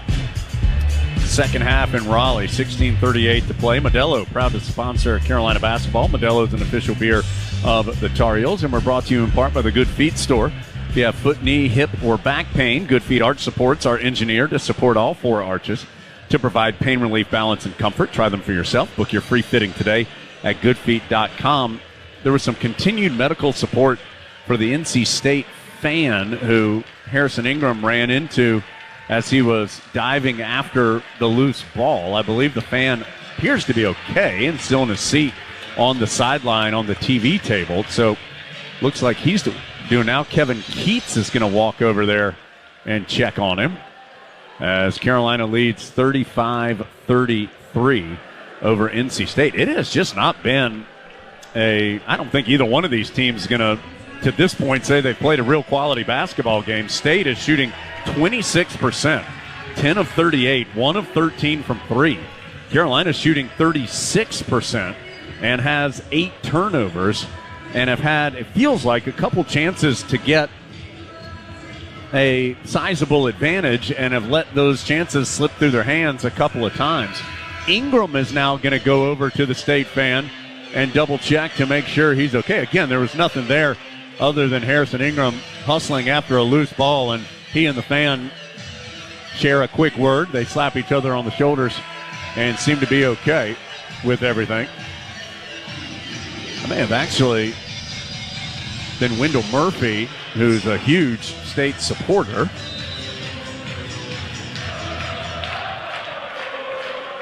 As it is, State's going to have the basketball. Burns going one-on-one with Washington, giving up a ton of weight. Washington tips it away. Burns gets it back. His fall away is off the mark. Washington nearly tipped the rebound into the rim, but secures it. Really good defense by Washington. Really good. He couldn't take the weight, but he did a great job of kind of jabbing at the ball and got a hold of it one of them times. So Tar Heels up 2 with the ball. Cadeau around a screen, gets to the free throw line, tries to lob it to Washington and turns it over again. Cadeau's having a tough second half here. State to take the lead with a transition 3, no good. Ingram with his career-high tying 15th rebound. Trimble has come to the scorer's table for Carolina. R.J. Davis drives. He is fouled, and they're going to wave off the bucket and say the foul was on the floor. So no basket for Davis, but the foul is called on State's Jaden Taylor. That is... There's some confusion. We're under 16 minutes, but we just took a timeout. Yep. So I think everybody's standing around trying to figure out what's going on here. So the foul on Jaden Taylor, his second, and it's the second on State this half. And Cadeau will sit. Trimble comes back in. Cadeau, a couple of turnovers. Just a freshman, just needs a quick breather, and he'll be right back at it. He's a great player, just has to find his rhythm here. Remains 35-33 Carolina. Trimble has it between the circles for the Heels. Ryan trying to get free off the ball, can't do it. Gets a dribble handoff from Trimble. Ryan picks up his dribble, gets into the paint to Washington. His spinning hook shot is short against Burns. Good move, he just didn't catch it clean, so he kind of went up a little sloppy. Great job trying to get the right shot. Burns gets it down low against Washington, but can't finish. Looked like he was a little worried about Jalen Washington's height. R.J. Davis pulls up for a transition 3 from the right wing. Great job, RJ. Only field goals this half for Carolina, 2 Davis three-pointers. 38-33. He had a rough first half, so it's good to see him start making shots again here. Carolina 2 of 8 this half with Davis's 2 threes. State is 1 of 8 with a 3. So there hadn't been a 2-pointer made by either team this half. Morcell, a foul's called on Jalen Washington. As Morcell drove in and elevated, Washington tried to jump up and stay vertical, but John Gaffney calls Washington for his second foul. And more free throws coming for State. This will be 18 and 19. Carolina has taken 4. RJ's up arguing for Jalen Washington. Coach Davis is going to try to argue for him. It's a tough one there. You know, he drove right into his chest. Jalen fell backwards trying not to get the foul. Probably got his lower body, but really tough spot to be in there. Morcell at the line where he is 69% this year, but now 3 of 3 tonight. State, after a slow start at the line, is now 13 of 18, 72%. Again, Carolina's taken just 4 in the entire game. Yeah, we don't want to see him start making free throws. We've been lucky in the first half that they missed a bunch of them. You're playing great defense. They're not shooting a very good percentage. Really, if we take away the fouls and the free throws, we're winning this game pretty easily. As it is, Morcell rattles in the second, and it's a one-possession game at 38-35. Pressure from State on the inbounds. Carolina gets it to R.J. Davis, guarded by the taller Jaden Taylor. Davis gets front side. Takes a peek at Hubert Davis, now sets up. Crossover, hesitation, out to Ingram. Open look for 3. Count it from the right wing. Great play. State's trying to guard it. They messed up the switch, left Ingram wide open. as they tried to double RJ. Heels up 6, 41-35. Again, every field goal this half has been a 3 for Carolina. Burns. Yeah, Jalen Washington fighting with Burns. Burns went hard to the middle, and another foul on Carolina. Jalen tried to stop him, just wasn't big enough to slow his momentum. That's 3 on Washington. Here comes Withers, and he's going to replace Washington. It's going to be interesting here. This worked for the last 2 minutes of the half, but they also took Burns out. Yeah, so.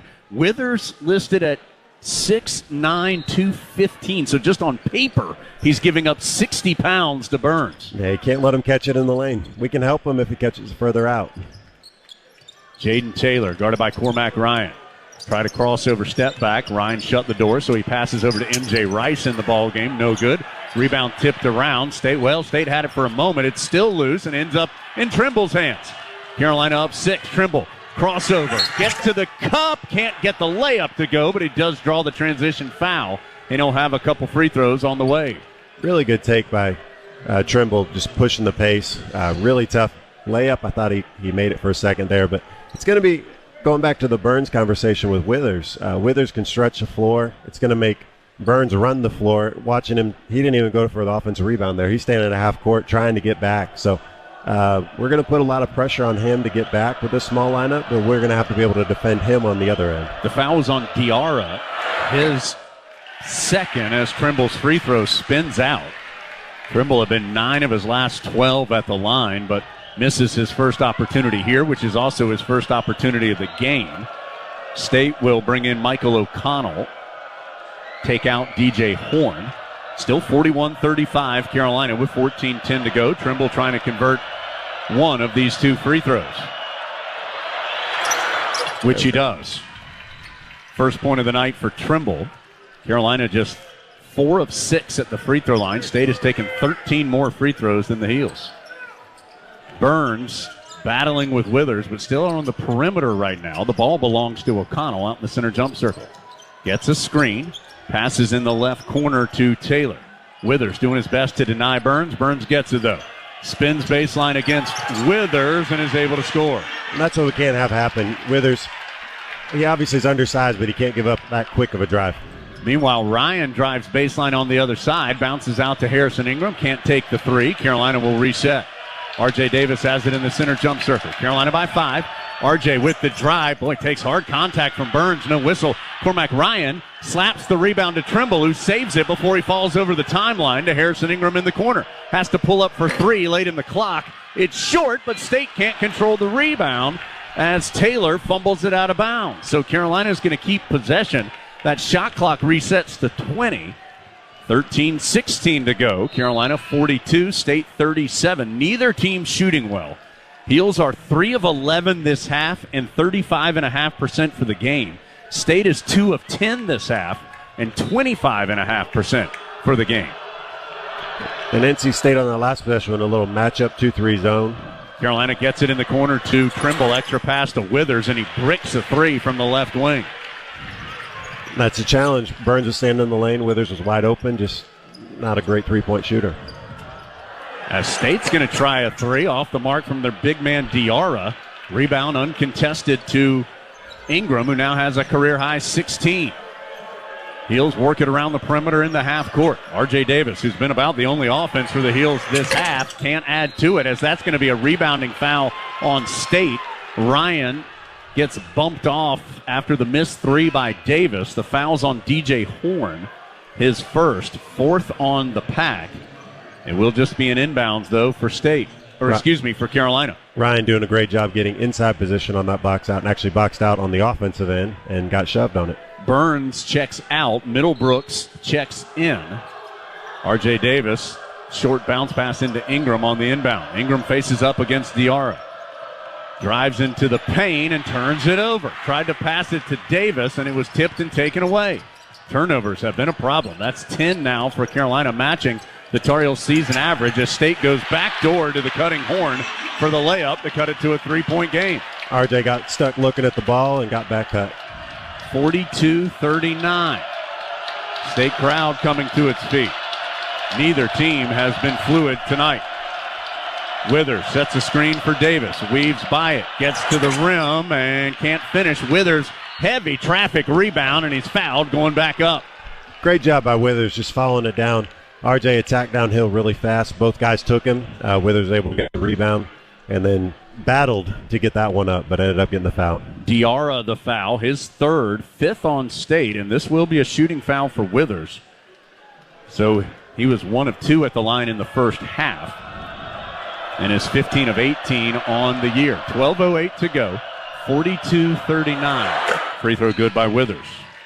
Good looking. Cadeau, Z, is going to come back in and give Davis a breather.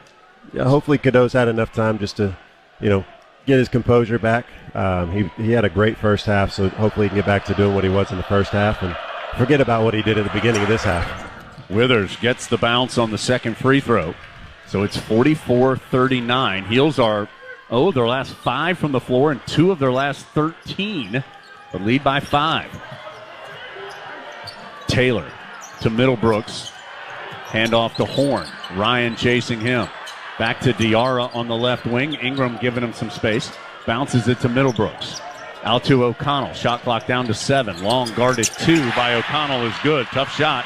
Tough shot. Yeah, that's a shot you want to give up. They challenged it. He just made it. It's back down to a 3-point lead as Cadeau gets right to the rim and gives Carolina its first 2-point basket of the half with a driving right-handed layup. A little hesitation, and you said layup, but it was from about 5 feet, so great shot. Diarra is going to try another 3. That one's good for the big man.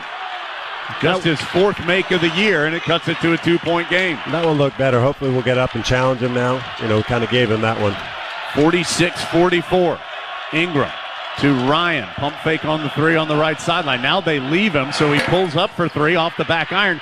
Ingram slaps the rebound, but it goes to State. Long pitch ahead is too far for the pack and out of bounds. Diarra had slipped out. State was trying to find him, but sailed it for another turnover. That is the 6th turnover for State. And it will give the ball to the Tar Heels with 10:58 to go. There have only been 9 made field goals in the second half. Carolina is shooting 25% this half and still holds the 2-point lead that it had at halftime. 10:58 to go, 46-44 Carolina from Learfield.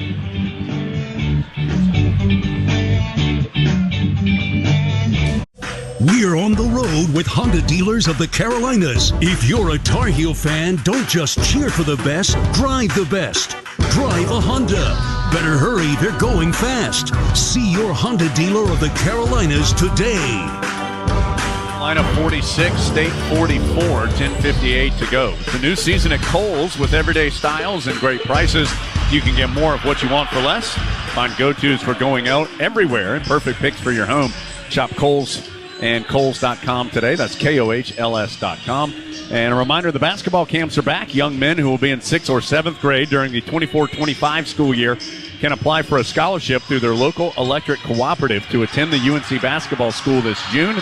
Apply online at ncelectriccooperatives.com/sportscamps. North Carolina's electric cooperatives, building a brighter future for people and communities across the Tar Heel state. So Carolina will have the basketball. Jones Angel, Tyler Zeller here with you in Raleigh. Heels are just 4 of 16 from the field. Going back to the last half, that's this half, 4 of 16. Going back to the last half, Carolina's just 2 of its last 12 from 2-point range. They have really struggled around the rim. RJ Davis is 4 of 15 from the floor, including 1 of 8. And Carolina turns it over on the inbounds. And State, Diarra with a chance to tie, backing in against Ryan, spins to the hoop, can't finish as Baycott alters it back in the game. 2-on-1 break the other way. Trimble soars to the rim and scores from the right. Showing off some great athleticism, being able to jump around the guy trying to take the charge. Great job, 2-on-1, passing the ball back and forth to get the easy layup. Yeah, it was Withers and Trimble running that 2-on-1. Cadeau, Trimble, Ryan, Withers, Baycott, the 5 on the floor. Baycott playing with 3 fouls. He's only played 13 minutes in the game. Middlebrooks leaves it for O'Connell for the easy layup. Tar Heels came over to double. That left O'Connell open. Trimble, meanwhile, the other way, is fouled and give him 2 more. That's a great play by Trimble. Great, even better play by Cadeau hitting ahead. And then Trimble catches it, full run. kind of catches the ball, takes it over his head, and then able to finish on Middlebrook. It was Middlebrooks who came over and fouled his second, 6th on State this half, and Trimble will have a chance for 3. 51-46, so back-to-back transition layups for Trimble. He'll try to add the free throw. State has made 4 of its last 5 shots as Carolina trying to stretch it out, but it's just a 4-point game. You really just feel like this game's been a little sloppy. We just need to clean it up a little bit, focus on what we're really good at, push the ball, push the pace, and just settle in here. Trimble made the free throw. Middlebrooks has it in the front court for State, so it's a 5-point Carolina lead, 51-46. Tough shot, no good from the elbow right by Horn. Rebound to Withers in Carolina. Tar Heels up 5 with the ball. Cadeau, hesitation, goes behind the back, crosses over. Nice job by Morcell to cut him off, so Carolina has to reset. Sends it out to Withers, back to Cadeau on the right wing. Cadeau, boy, an impossible bounce pass to Baycott, and he's fouled. How did Cadeau find Baycott through traffic for the layup attempt? I believe the foul is on Diarra. It's good to see those two playing well. They tried to keep the ball on the sideline. Armando dove to the basket, and still don't know how Cadeau got the pass through, but Armando able to catch it and got fouled because Middlebrooks was out of position. Yeah, they had to foul him. It was on Middlebrooks, not Diarra, so that's 3 on Middlebrooks as Baycott to the line for 2 shots, makes the first. So Diarra and Middlebrooks now each have 3 fouls for State. Burns coming back in has 2. Cormac Ryan will get a breather, and R.J. Davis is back in. So Cadeau, Davis, Trimble, the 3 guards for the Heels, plus Withers and Baycott. Baycott's second free throw, no good. And there's going to be a foul on the rebound on Burns. He absolutely did. He shoved down Withers, who had leapt up in the air for the rebound, and Burns shoved him down. That's the 3rd on Burns. That's also the 8th on State, so this will be a 1-and-1 for Withers at the line. Quick turn of events there. So 52-46 after Baycott goes 1 of 2 at the line, and now Withers for a 1-and-1.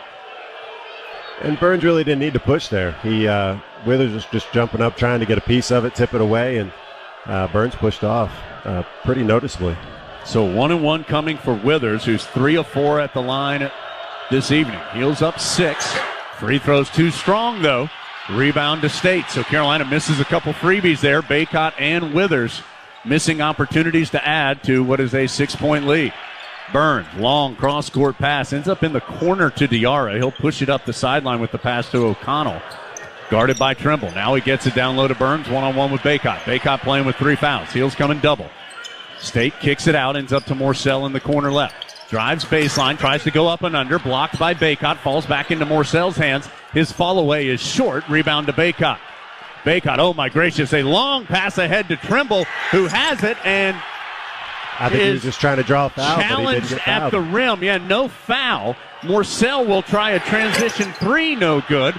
Rebound, O'Connell falls out of bounds with it, and is going to be State's ball. I'm not sure how. O'Connell fell down holding the ball out of bounds. I think the ref may have been generous there because I think Armando might have fouled him. And then so he said he hit it out of bounds. But not real sure how it's State ball after all that. But a sloppy few possessions there. Trimble's going to get a breather, and Ingram comes back in. So 8:54 to go. 52-46. Carolina by 6. The inbound to Diarra, and right underneath the rim for the easy basket. That's a couple of inbounds where Carolina has just left a pack player too open. We're so focused on Burns that the guy guarding the ball's way outside the lane instead of standing in the middle of the lane, taking away those layups. So just a 4-point game. Baycott at the free throw line. Whips it to Cadeau. Cadeau drives into the paint and can't. Oh, he does finish. I thought it was going to roll off, but it rolled home. Cadeau with the tough 2. Armando might have tipped that one in. I'm not sure who they're going to give that one to. 54-48. We'll see on the official score as a 3-pointer taken by State. No good. Rebound to Ingram. Ingram has 17 rebounds. Heels pitch ahead to Withers, and gracious, he's fouled hard going to the rim by Diarra. Withers did a great job. He coming down the left side of the court there, saw Diarra coming and went across the rim to the right side, which he was not ready for, so able to draw the foul. So that's the 4th foul on Diarra, 9th foul on State. It will be 2 shots for Withers, who's 3 of 5 at the line. That bucket a moment ago was credited to Cadeau as it hung on the rim and spun in to give the Heels this 6-point lead. Carolina, 7 of 10 at the free throw line this half, 8 of 12 for the game. These are two big ones here for Withers with 8:10 to play. They are. You really just get the feel right now. This game's so up and down and quick shots, and if we could just settle into, taking the transition when it's there, but running our offense when we need to, when it's not, we'd be so much better off. I think right now we're forcing stuff in transition, and State's coming down doing the same thing, thankfully. First free throw is good, and there's a clear lane violation on State. Withers missed the second free throw, but Jaden Taylor stepped in almost before Withers even got the ball from the officials. And so it's going to be a lane violation. Withers will get another opportunity. This matches the largest lead of the game at 7. Withers can make it 8 with the free throw. And he misses again. Got to make some free throws. Yeah, Withers is just 4 of 7. He had only taken 16 all year, but he had been 14 of 16 coming into this game. So it remains a 7-point game at 55-48. Trying to get the ball into Burns here. They get Marcos it to got him. 3 fouls. On the left wing, almost near the timeline. Tar Heels double. State works it around the perimeter, and it's going to be a traveling violation as they got it to Taylor. Ingram flew at him, and Taylor kind of jumped up with the ball, came back down with it, and turns it over. So that is the 7th turnover officially, but I'm just going to tell you the stats have been a little sketchy here tonight in Raleigh. Currently, they have State with 7 turnovers and Carolina with 10. 7:47 to go. Heels 55, State 48. More to come from Raleigh after this from Learfield.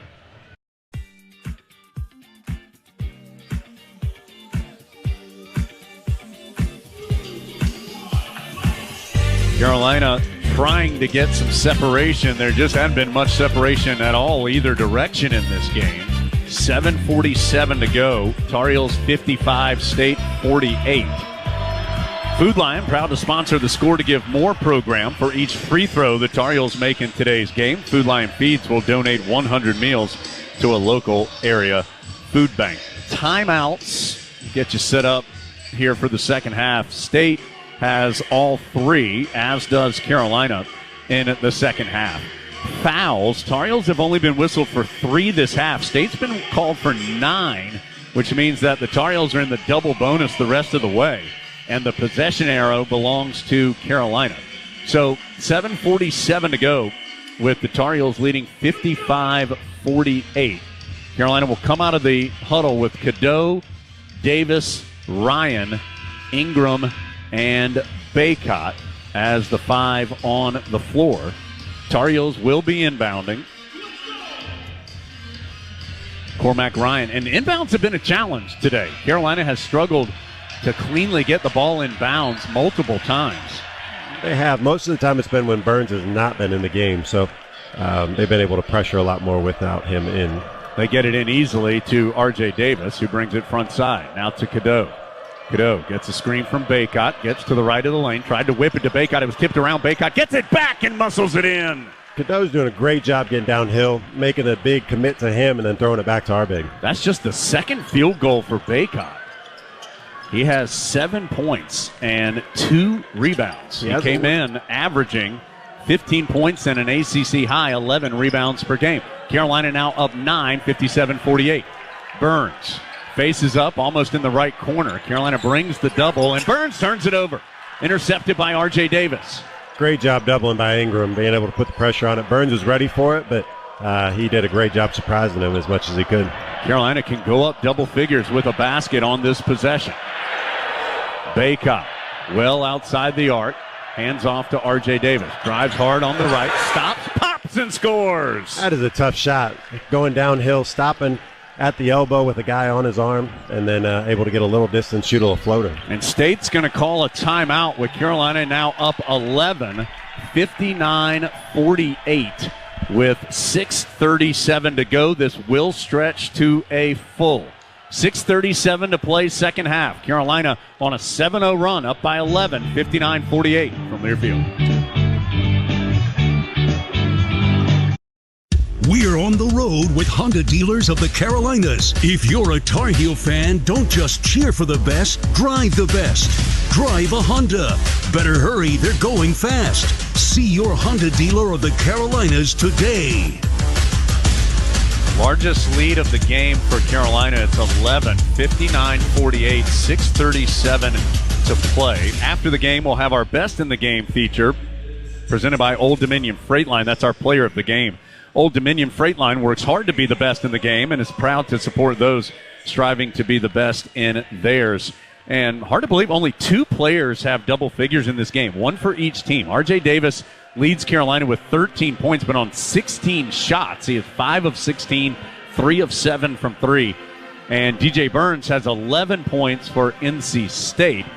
And after that, Carolina has some balanced scoring. Ingram has 9 to go along with a career-high 17 rebounds, 8 points for Cadeau, 8 points for Ryan. Cadeau also has 4 assists, and after a tough couple of minutes for Cadeau early this half, has played well. For State, after Burns' 11, Diarra with 7, and then 3 other players with 6. So 6:37 to go. State takes the timeout with Carolina now up 11. And the Pack will inbound. Carolina comes out of the timeout with Cadeau, Davis, Ryan, Ingram, and Baycott. Inbounds goes to O'Connell in the center jump circle. Gets to the left wing. Now passes to Horn. His guarded step back 2 is no good. Rebound, though, to State, but they miss the putback. Baycott cleans the glass after State missed the second chance opportunity. I believe it was Taylor who had gotten the board and tried to get it back up and in. No, excuse me, it was Parker, the freshman who's in for State, but he couldn't convert. Cadeau trying to use the Baycott screen. Works around him. What a bounce pass to Baycott for the flush. Unbelievable pass by Cadeau, wrapping around Burns there. 61-38, 5th assist of the game for Cadeau was a fancy one. O'Connell on the other side for State. Looking for Burns down low. Morcell has it now. Finally does get it to Burns. All tangled with Baycott. Burns spins by him on the right side and misses the layup. Good. Rebound to Ingram. Good D by Baycott, though. Made him shoot a little floater from 4 feet with him on his hip. Really hard shot. Thankfully, he's able to miss it. 5:36 to go. Carolina by 13. Same action we just ran. The Tar Heels are starting everything here with a high screen by Baycott against Cadeau. Cadeau whips it to R.J. Davis. Pump fake for 3. Takes a step in. Sends it in the corner. Ryan, big 3. Off the iron. No. Ingram can't quite control the rebound. Ryan crouches over and claps his hands together. That would have been a big one had it gone in. It would have given Carolina a 16-point lead. As it is, it's a 13-point advantage, 61-48. Really unselfish play by R.J. Shot fake and then throwing it to Ryan, who's wide open. Just didn't get it to go. Ryan hit a couple threes early as a fadeaway, no good. A lot of long 2s by State, no good. Rebound to Cadeau, and then Cadeau's just grabbed out in the middle of the floor by DJ Horn. I think that's one of those scenarios. He thought he had a foul to give. It's still early, but they're, I think, 9, now 10 fouls. So yeah, that's going to give Cadeau 2 shots. Yeah, he just grabbed him. I mean, he was trying to stop the fast break. We had 3 guys coming down, and Cadeau had a whole head of steam. So lucky for us, he didn't know the foul situation. 61-48, Carolina by 13. Tar Heels have been pretty pedestrian at the line as a team. 9 of 14, 64% on the evening. Cadeau, though, increases that by making the first. You really get the feel right now State's really starting to press. They're struggling to be able to get open shots. Our defense is starting to wear on them. We're able to get some really good shots and get out in the transition. So hopefully we can put them away here, but looking really good. Cadeau makes them both. He's into double figures now for the 3rd time. He's also now 9 of his last 11 at the free throw line. 5 minutes to go right now. Heels up 15, 63-48. Ryan nearly gets a steal, but State keeps possession. They work it around the perimeter to Morcell. Guarded by Ryan. 2 veteran ACC wing players. Morcell spins by him, goes up, and scores on the right side. Tough take by Morcell. Just his 2nd made basket of the evening. He's 2 of 9. That makes it 63-50. Cadeau is bumped on the other side, and there's going to be another foul on State. This one's on O'Connell. And Cadeau will go back to the line where he made a pair a moment ago. Clock stops, 4:38 to go with the Heels up 63-50. And Cadeau really trying to push the pace again, just going as fast as he can. He's so quick that nobody can really keep up with him. So ended up being able to draw the foul here as he kind of did a little stutter and then went, and he wasn't ready for it. That one pops out for Cadeau. This is a two-shot opportunity, as that was the 11th foul on State. Seems fitting that he'd only make 1 out of 2 here, but really, really good momentum here. So we just got to keep it going. Don't let them get back in it. Keep pushing. Our defense has been awesome here. No real easy shots. Even the last possession, he took about 14 dribbles before he was able to get that layup. 64-50 after Cadeau makes the second free throw. 4.5 to go. Burns out on the perimeter, hands off to O'Connell. O'Connell, a guarded long 2, no good. Again, Carolina is forcing State into a lot of long 2-point jumpers. Baycott with the rebound. Which is exactly what you want. Those shots are low percentage shots. We can't give up threes. Being up 14, you don't want to give up any threes. R.J. Davis going to try a 3. Count it from the left sideline. R.J. with the huge triple. Burns got lazy and switched on R.J. screen down for Armando, and he switched out. R.J. just ran to the three-point line, shot it.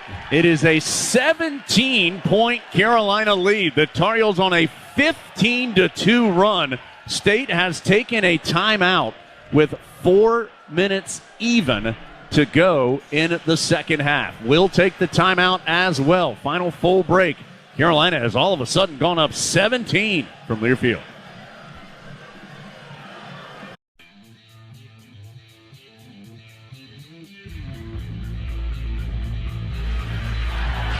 Carolina 67, State 50. Tar Heels, in what has been a close game for a majority of it, all of a sudden have just burst out to this 17-point lead. It is a 15-2 run over the last 4 minutes and 25 seconds. Carolina is 6 of 8 during this run from the field. Before that, they were 5 of 17 this half before this spurt. So Carolina now up 17. State has 1 timeout left. Carolina has 3. Tar Heels have been in the double bonus for a while, as State's been called for 11 fouls this half. Carolina has been whistled for just 3. And after the first half, which saw State take 15 free throws and Carolina 2, this half, the Tar Heels have taken 16 free throws, and State has taken just 4. So, State with the basketball. Burns has it tipped away from behind, but it goes into Morcell's hands, and the play just got kind of messed up because of the tip, and that allowed Morcell the easy drive to the basket and the layup. Yeah, Ryan went for the steal when the ball was out there, and Morcell he got it and went to the basket. Tar Heels the other way. Remember, State can't foul without giving Carolina 2 free throws. Cadeau has it with 15 on the shot clock. Gets a screen from Baycott. He's on the left wing. Whips a pass to the right side to Ingram. Shot clock down to 7 as R.J. Davis has it now. Shot clock down to 5. Davis, pump fake, steps through, forces up a 3, nearly banked it in, but it didn't go. State with the rebound. Pack going the other way, trying to get back in this, down 15 with 3:05 to play. Bounce pass to Burns, nearly knocked away again, but again, loose ball bounces to State. Ends up to Morcell. He'll try a step-back 3. No good. R.J. Davis amongst the trees gets the rebound. R.J. battling for a rebound in the paint there. We want some long possessions here. We want to take our time. We want to minimize the amount of possessions left in this game, and we should have it won here. Carolina up 15 with 2:42 to go.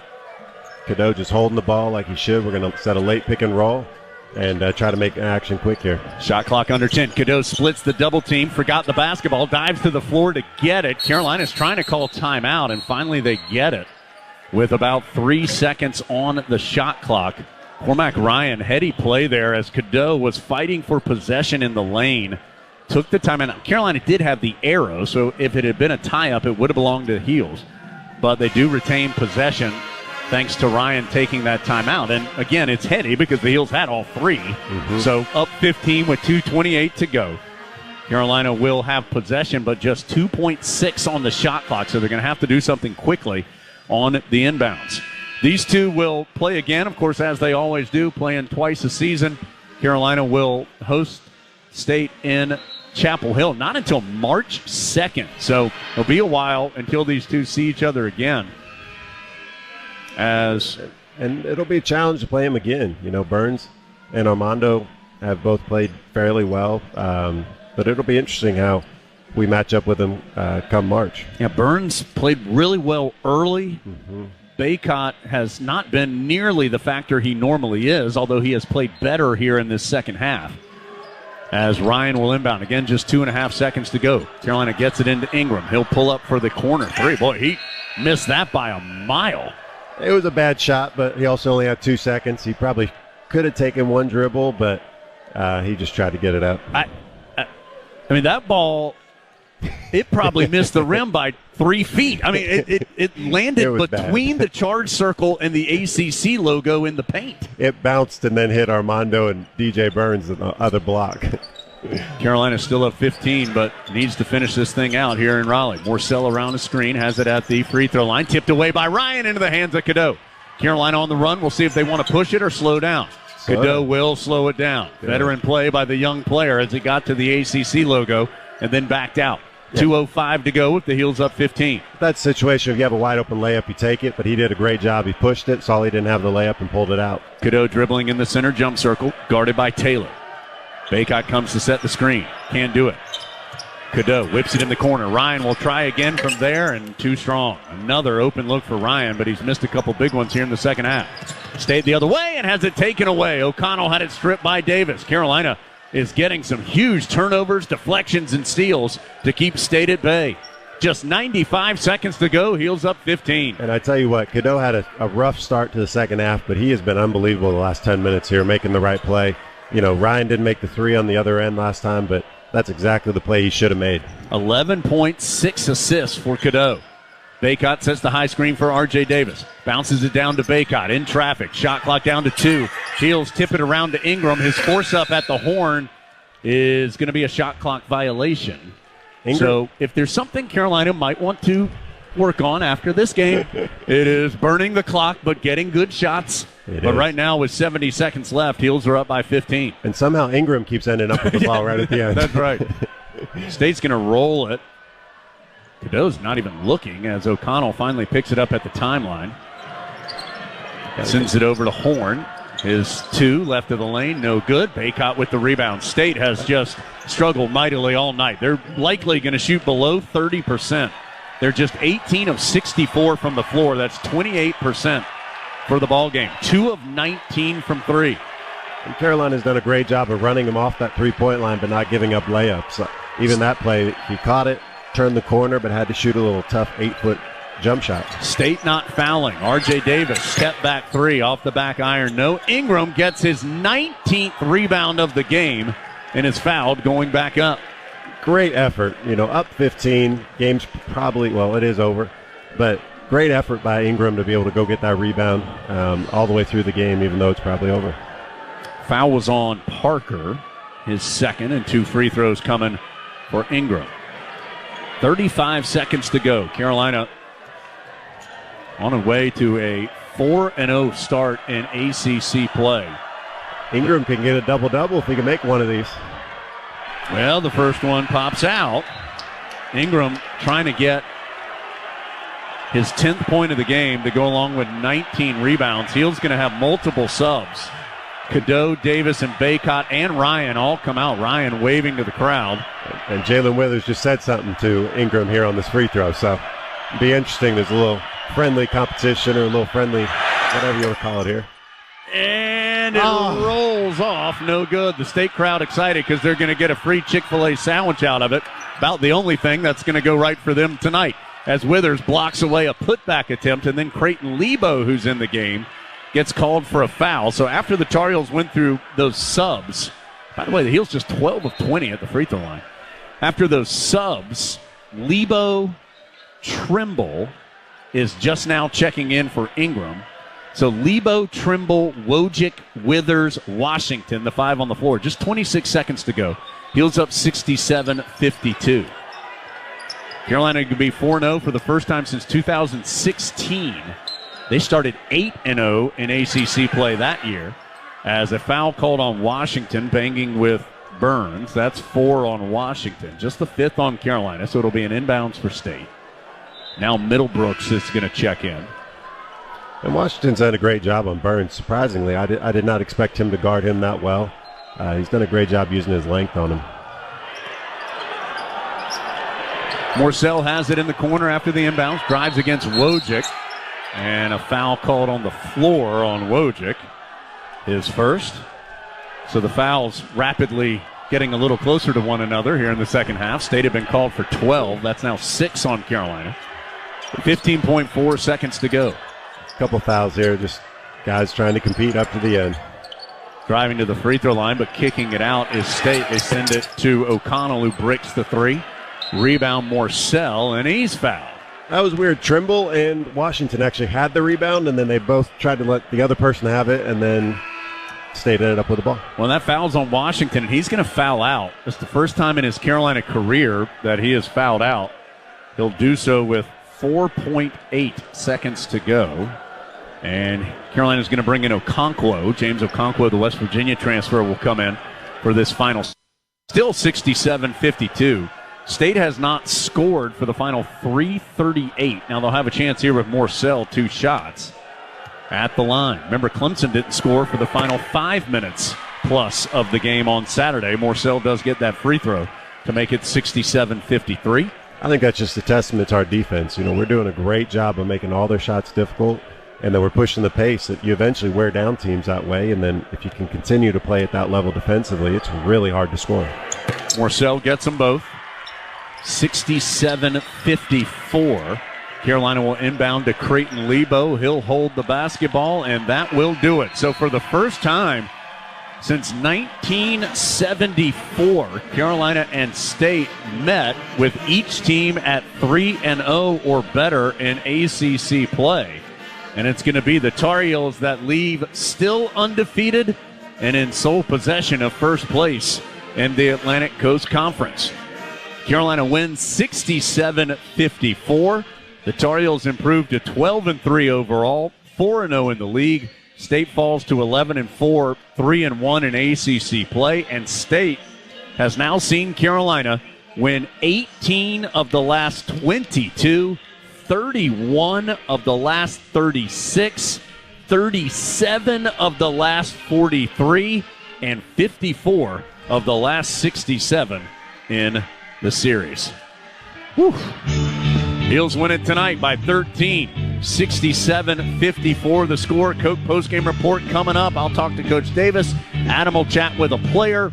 We will get Z's thoughts on this one. Dave will get you up to date too. Crazy night in the league. Couple of upsets in the ACC. Dave will get you up to date on all of that and more as well. Happy night in Raleigh. Heels win their 5th in a row. 67-54 the final from Learfield.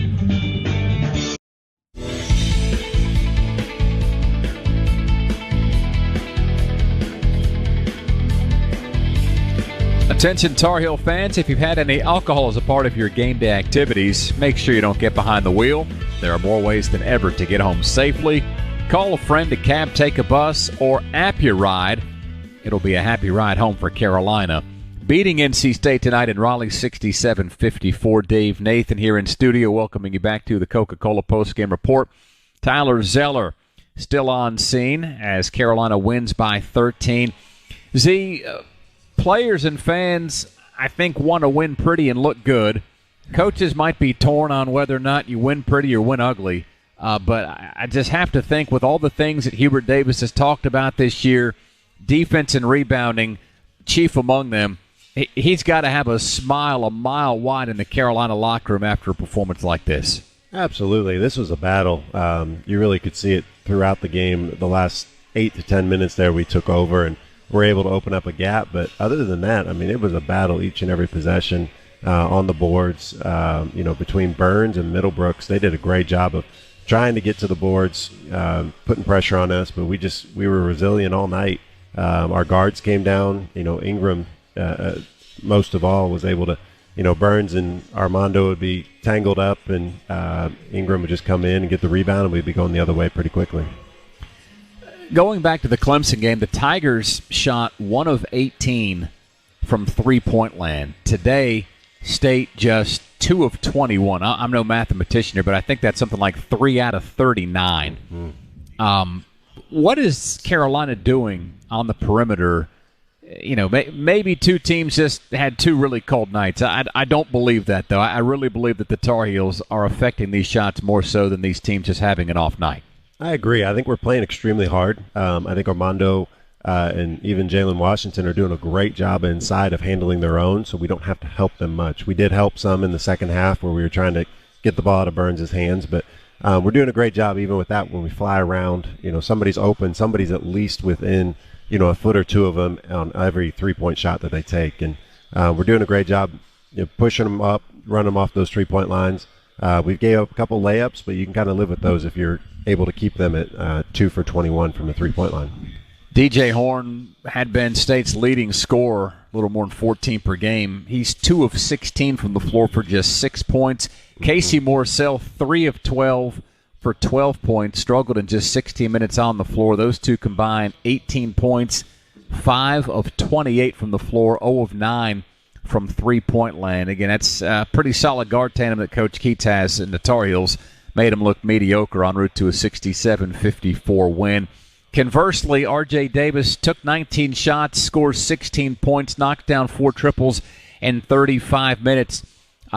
Davis continues to play at a really high level, although this was an off night shooting the basketball. When Carolina needed buckets, he was a guy.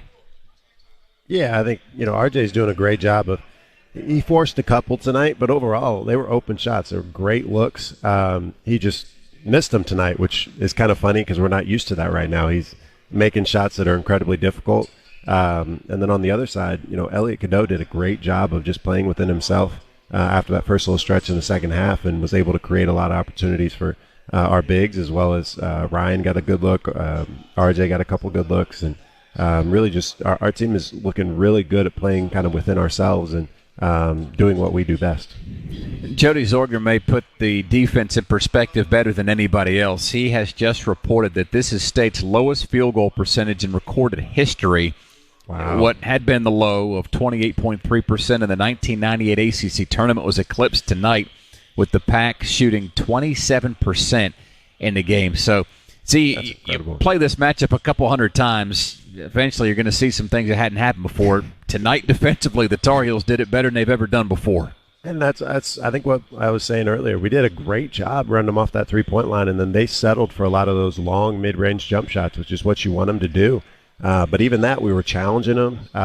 They, especially, those last 8 to 10 minutes, they were forcing shots, but we only gave them one of them. And I think that's something they weren't used to seeing, was that level of challenge and having no chance at a second chance at it. So really got to give a lot of credit to our bigs, our guards, and Harrison Ingram on the boards, just cleaning up all those misses to be able to try to get it out in the break going the other way. Yeah, Ingram, season high and a career high 19 rebounds to lead the way for Carolina in the 67-54 win. Let's send things back to Jones, who's with Coach Davis. Thank you, Dave. Yeah, Carolina completes this 3-game road stretch in the ACC with not just 3 wins, but 3 wins by double figures. This one by 13 over State, 67-54. And, Coach, this game looked similar to some games we've seen here recently, and that is your defense being the dominant factor. State shoots just 27% from the floor and 2 of 21 from three-point range. What'd you like about your defense? Well, I told, the guys after the game, they're not playing good defense. They're playing elite defense. They just are. They're sticking to the game plan.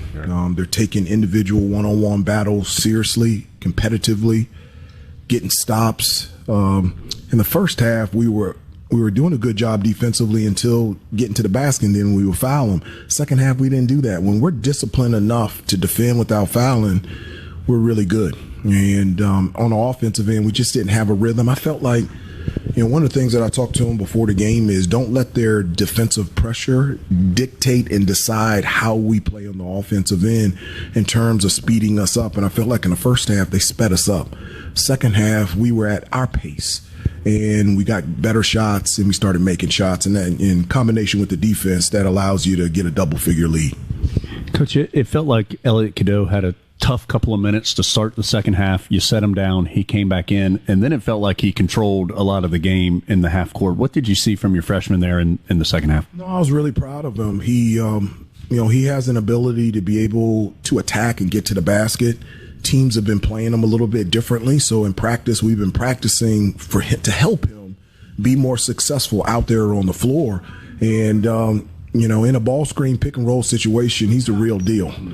His ability to get to the basket, make passes to open guys, it's just very difficult to defend. But I thought his poise in the second half was really good, and I thought his defense was terrific. I was really proud of him. Another game where some guys come off your bench and give you a big boost. Jalen played great defense against Burns.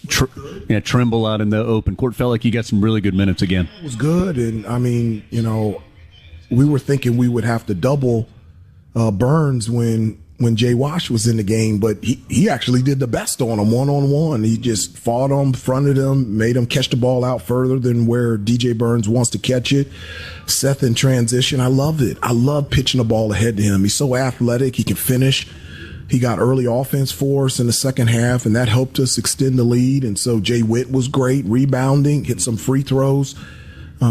Just everybody. Zayden came in the game, made a basket, a beautiful cut, a Clyde cut from the corner when they were pressuring us to be able to score before the first half. And so, again, a total team effort. And then you look at Harrison Ingram, 19 rebounds. I mean, that's unbelievable. And just his ability to score, distribute, and rebound the basketball and be impactful in so many ways, just a huge benefit for us. Coach, you knew this was going to be a difficult stretch to start the calendar year with 3 consecutive road games against 3 good teams. You walk out of there with 3 wins. What did you learn about your team here over this stretch? Well, I mean, I don't think I learned anything. I knew that this group is tough and resilient and loves to compete.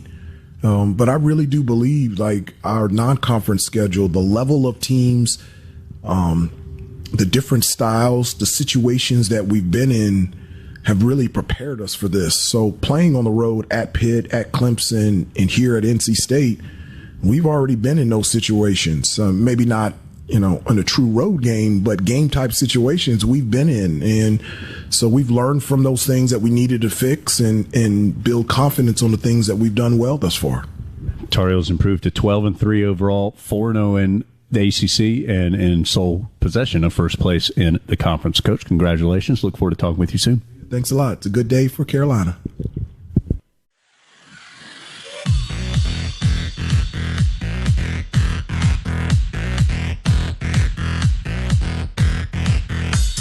This is Carolina basketball. Our post-game coverage continues with the Carolina Ford Dealers Wrap-Up Show. Ford F-150, what legends are made of. See your Carolina Ford dealer today. This is the Carolina Ford Dealers Wrap-Up Show. Carolina has now won 9 of the last 11 in Raleigh against NC State. And they do it today by the final score of 13, plus 13, 67-54. The Tar Heels held Pitt, Clemson, and State all below 60 points in these 3 games, in this 3-game road swing for the Heels. And I know, I'm sure, Z and Dave were talking about this defense for Carolina while I was down talking to Coach Davis, and it has been pretty incredible stretch here for the Tar Heels, as over the last 5 games, that's Oklahoma, Charleston Southern, Pitt, Clemson, State. So 1 game at home against a non-power 5 or 6 or whatever team. And those opponents have shot 33%, 104 from 3 of 313 from the field, so 33%. 25 of 116 from 3. That's 21.5%. And they're averaging 59 points per game. So pretty incredible with the Tar Heels continuing this stretch of high-quality defense. Tar Heels hadn't really played great offensively in these last 3 games against Pitt, Clemson, and State on the road. But the defense and the rebounding has been so good. And Carolina again out-rebounds an opponent, plus 7 tonight. 49-42. That has carried the Tar Heels to this win. And Z, I mean, I'm not. iTicket.law's been with us as a sponsor for a couple of years now. Their defensive highlight of the night. I'm not sure they knew they were getting such good D this year with the way the Tar Heels have been playing. So that defensive highlight brought to you by iTicket.law. and iTicket.law can be hired to defend you 24 hours a day. Born in Chapel Hill with traffic attorneys statewide, visit iTicket.law. I mean, right now, that is the dominant storyline for this Tar Heel season, has been the way this defense has played over this stretch against some really good teams and aiding them to this 4-0 start in ACC action. Yeah, it's been incredible to watch.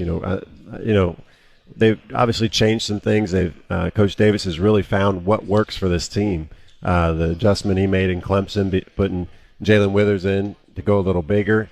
Tonight being able to be a little smaller with Jay Washington on Burns, and he did a great job of just having a feel for the game and what is working for us defensively. And I give him a lot of credit, but I give the guys doing it even more credit because they've really bought into what Coach Davis wants, what he needs from everybody, and they're doing a great job of just making everything difficult, challenging every shot, and then just giving them one shot.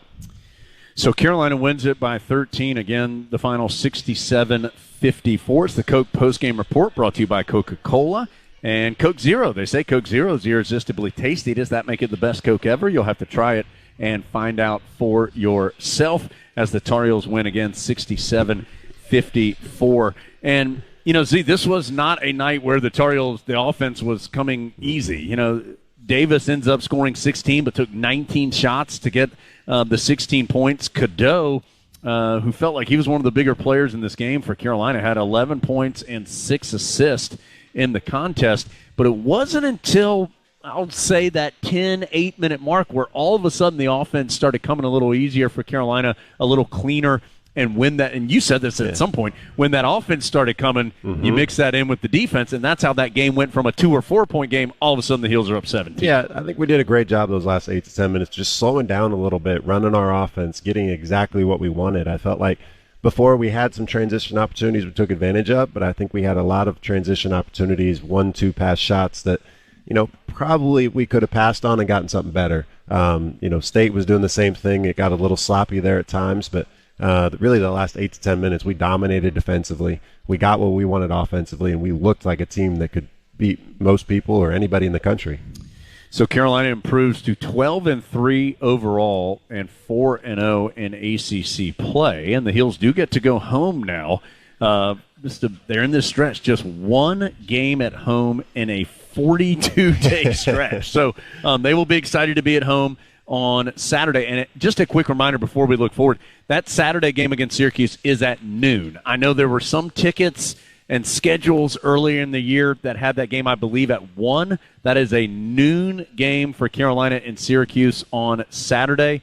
And then the Tar Heels back at home on Wednesday, I believe, against Louisville is after that. And by the way, Louisville just beat Miami or in Coral Gables tonight. So a game that maybe you look at and you thought, the Tar Heels would be heavily favored in that one. Louisville just picked up a big road win against a really good team. That's how it is in the ACC, of course, night in and night out. But, Carolina gets through this stretch of 3 road games with 3 victories. It is an accomplishment. I mean, they've earned that 4-0 in ACC play. Yeah, I think our schedule's just been, as you just said, has been brutal. But starting the ACC on the road like this is very difficult, too. Being a part of many teams that have gone through these stretches, being able to go 3-0 is a huge accomplishment. So going home, hopefully there's no letdown. Hopefully we start to make some more shots, and we can continue to push this defense, and our offense can come along too. So Adam had a chance to catch up with Harrison Ingram, who had a career-high 19 rebounds tonight. You'll hear that conversation in just a minute. Z and I are going to finish things up here, then we'll send it to break, and Dave will take you the rest of the way. Do you want to go ahead and do our Old Dominion Best of the Game? That's our Player of the Game feature, brought to you by Old Dominion Freight Line. Old Dominion Freight Line works hard to be the best in the game and is proud to support those striving to be the best in theirs. Z, I kind of want to split this in half. I think Harrison Ingram, while he was 4 of 10 from the floor, but 19 rebounds is hard to deny. I mean, Carolina had 49 as a team, and he had 19 of them. So essentially 40% of all of Carolina's rebounds tonight belonged to Harrison Ingram.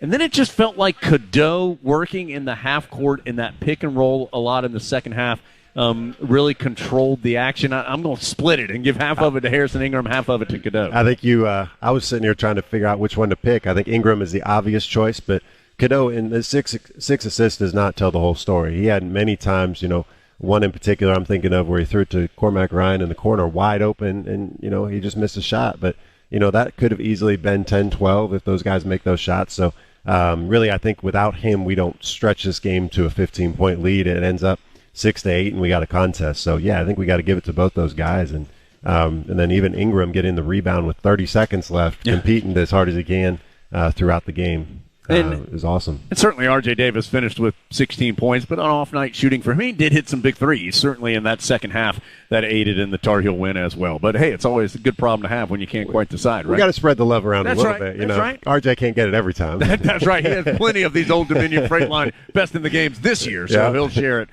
tonight. Carolina wins 67-54. Before we get final thoughts from Z here, I do want to say a big thank you to North Carolina State Athletic Director Boo Corrigan and NC State. When we arrived here at our broadcast location, there's a beautiful flower arrangement with a very nice handwritten note by Mr. Corrigan just talking about Eric and sending his condolences and sympathies, and really a nice gesture and one that we appreciated. So thank you, Boo Corrigan. Thank you, NC State. A classy gesture from the PAC AD and NC State Athletics. So thank you guys for reaching out and again, showing your respect for Eric, which, as we know, is all across the league and all across the country. So thank you, NC State. Thank you, Boo Corrigan. Z, any final thoughts from you before we get out of here this evening? No, I think it's been fun. It was a sloppy game. It was a little frustrating, but overall, this is a fun team to watch. They are. If nothing else, they always compete. They do, and they play hard. The game, we had many conversations off air that it just felt like we should have been winning by more, and finally we put it together at the end, and we're able to do it. But really, it's just if you guys can get a chance to watch a game, come to a game, it is a fun group to play. I can't promise we'll win, but I promise we'll play hard, and we'll give it everything we got. And that's all you can ever ask from college players, and it's a fun group, and I have a lot of high hopes for them because of that. Yeah, Tar Heels leave Raleigh with an undefeated league record, 12-3 overall, 4-0 in conference play. I do think this is another magical quad one win in the almighty net, so that's good for the Tar Heels too, and they're in sole possession of first place in the ACC. All right, we're going to take a timeout, come back. Dave will get you out of there. Adam just recorded an interview with Harrison Ingram. You'll hear that conversation in just a moment. Dave will finish up going through stats and scores as well as Carolina gets out of Raleigh with a 67-54 win. The Tar Heels have now won 18 of the last 22 overall in this series. That includes 9 of the last 11 in Raleigh against NC State. Heels win by 13 tonight. More to do on the Coke postgame report after this from Learfield.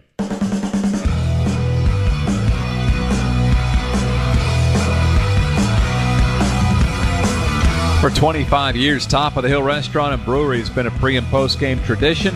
Handcrafted beer, great food and atmosphere where Tar Heels come to celebrate. Carolina celebrating a 67-54 win tonight over NC State. Adam Lucas and Harrison Ingram will see if they're in a celebratory mood as those two converse here on the Coca-Cola postgame report. Side Harrison Ingram after Carolina gets a third straight road ACC win, beating NC State. Harrison, 19 rebounds. How were you so successful on the glass?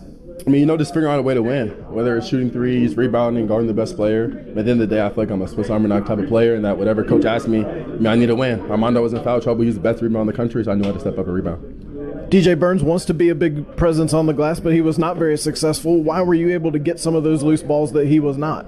I mean, all credit to my teammates. I mean, Mondo's boxing out DJ Burns. I'm going to grab the rebound. They were a smaller team, so we knew that at the 4 position, we were going to be able to bully them. That's why I posted up a lot of this game. I was more inside out versus outside in, which is really my game. But, at the end of the day, we just listen to the game plan and play as hard as we can. State shoots 29% from the field and 9% from 3.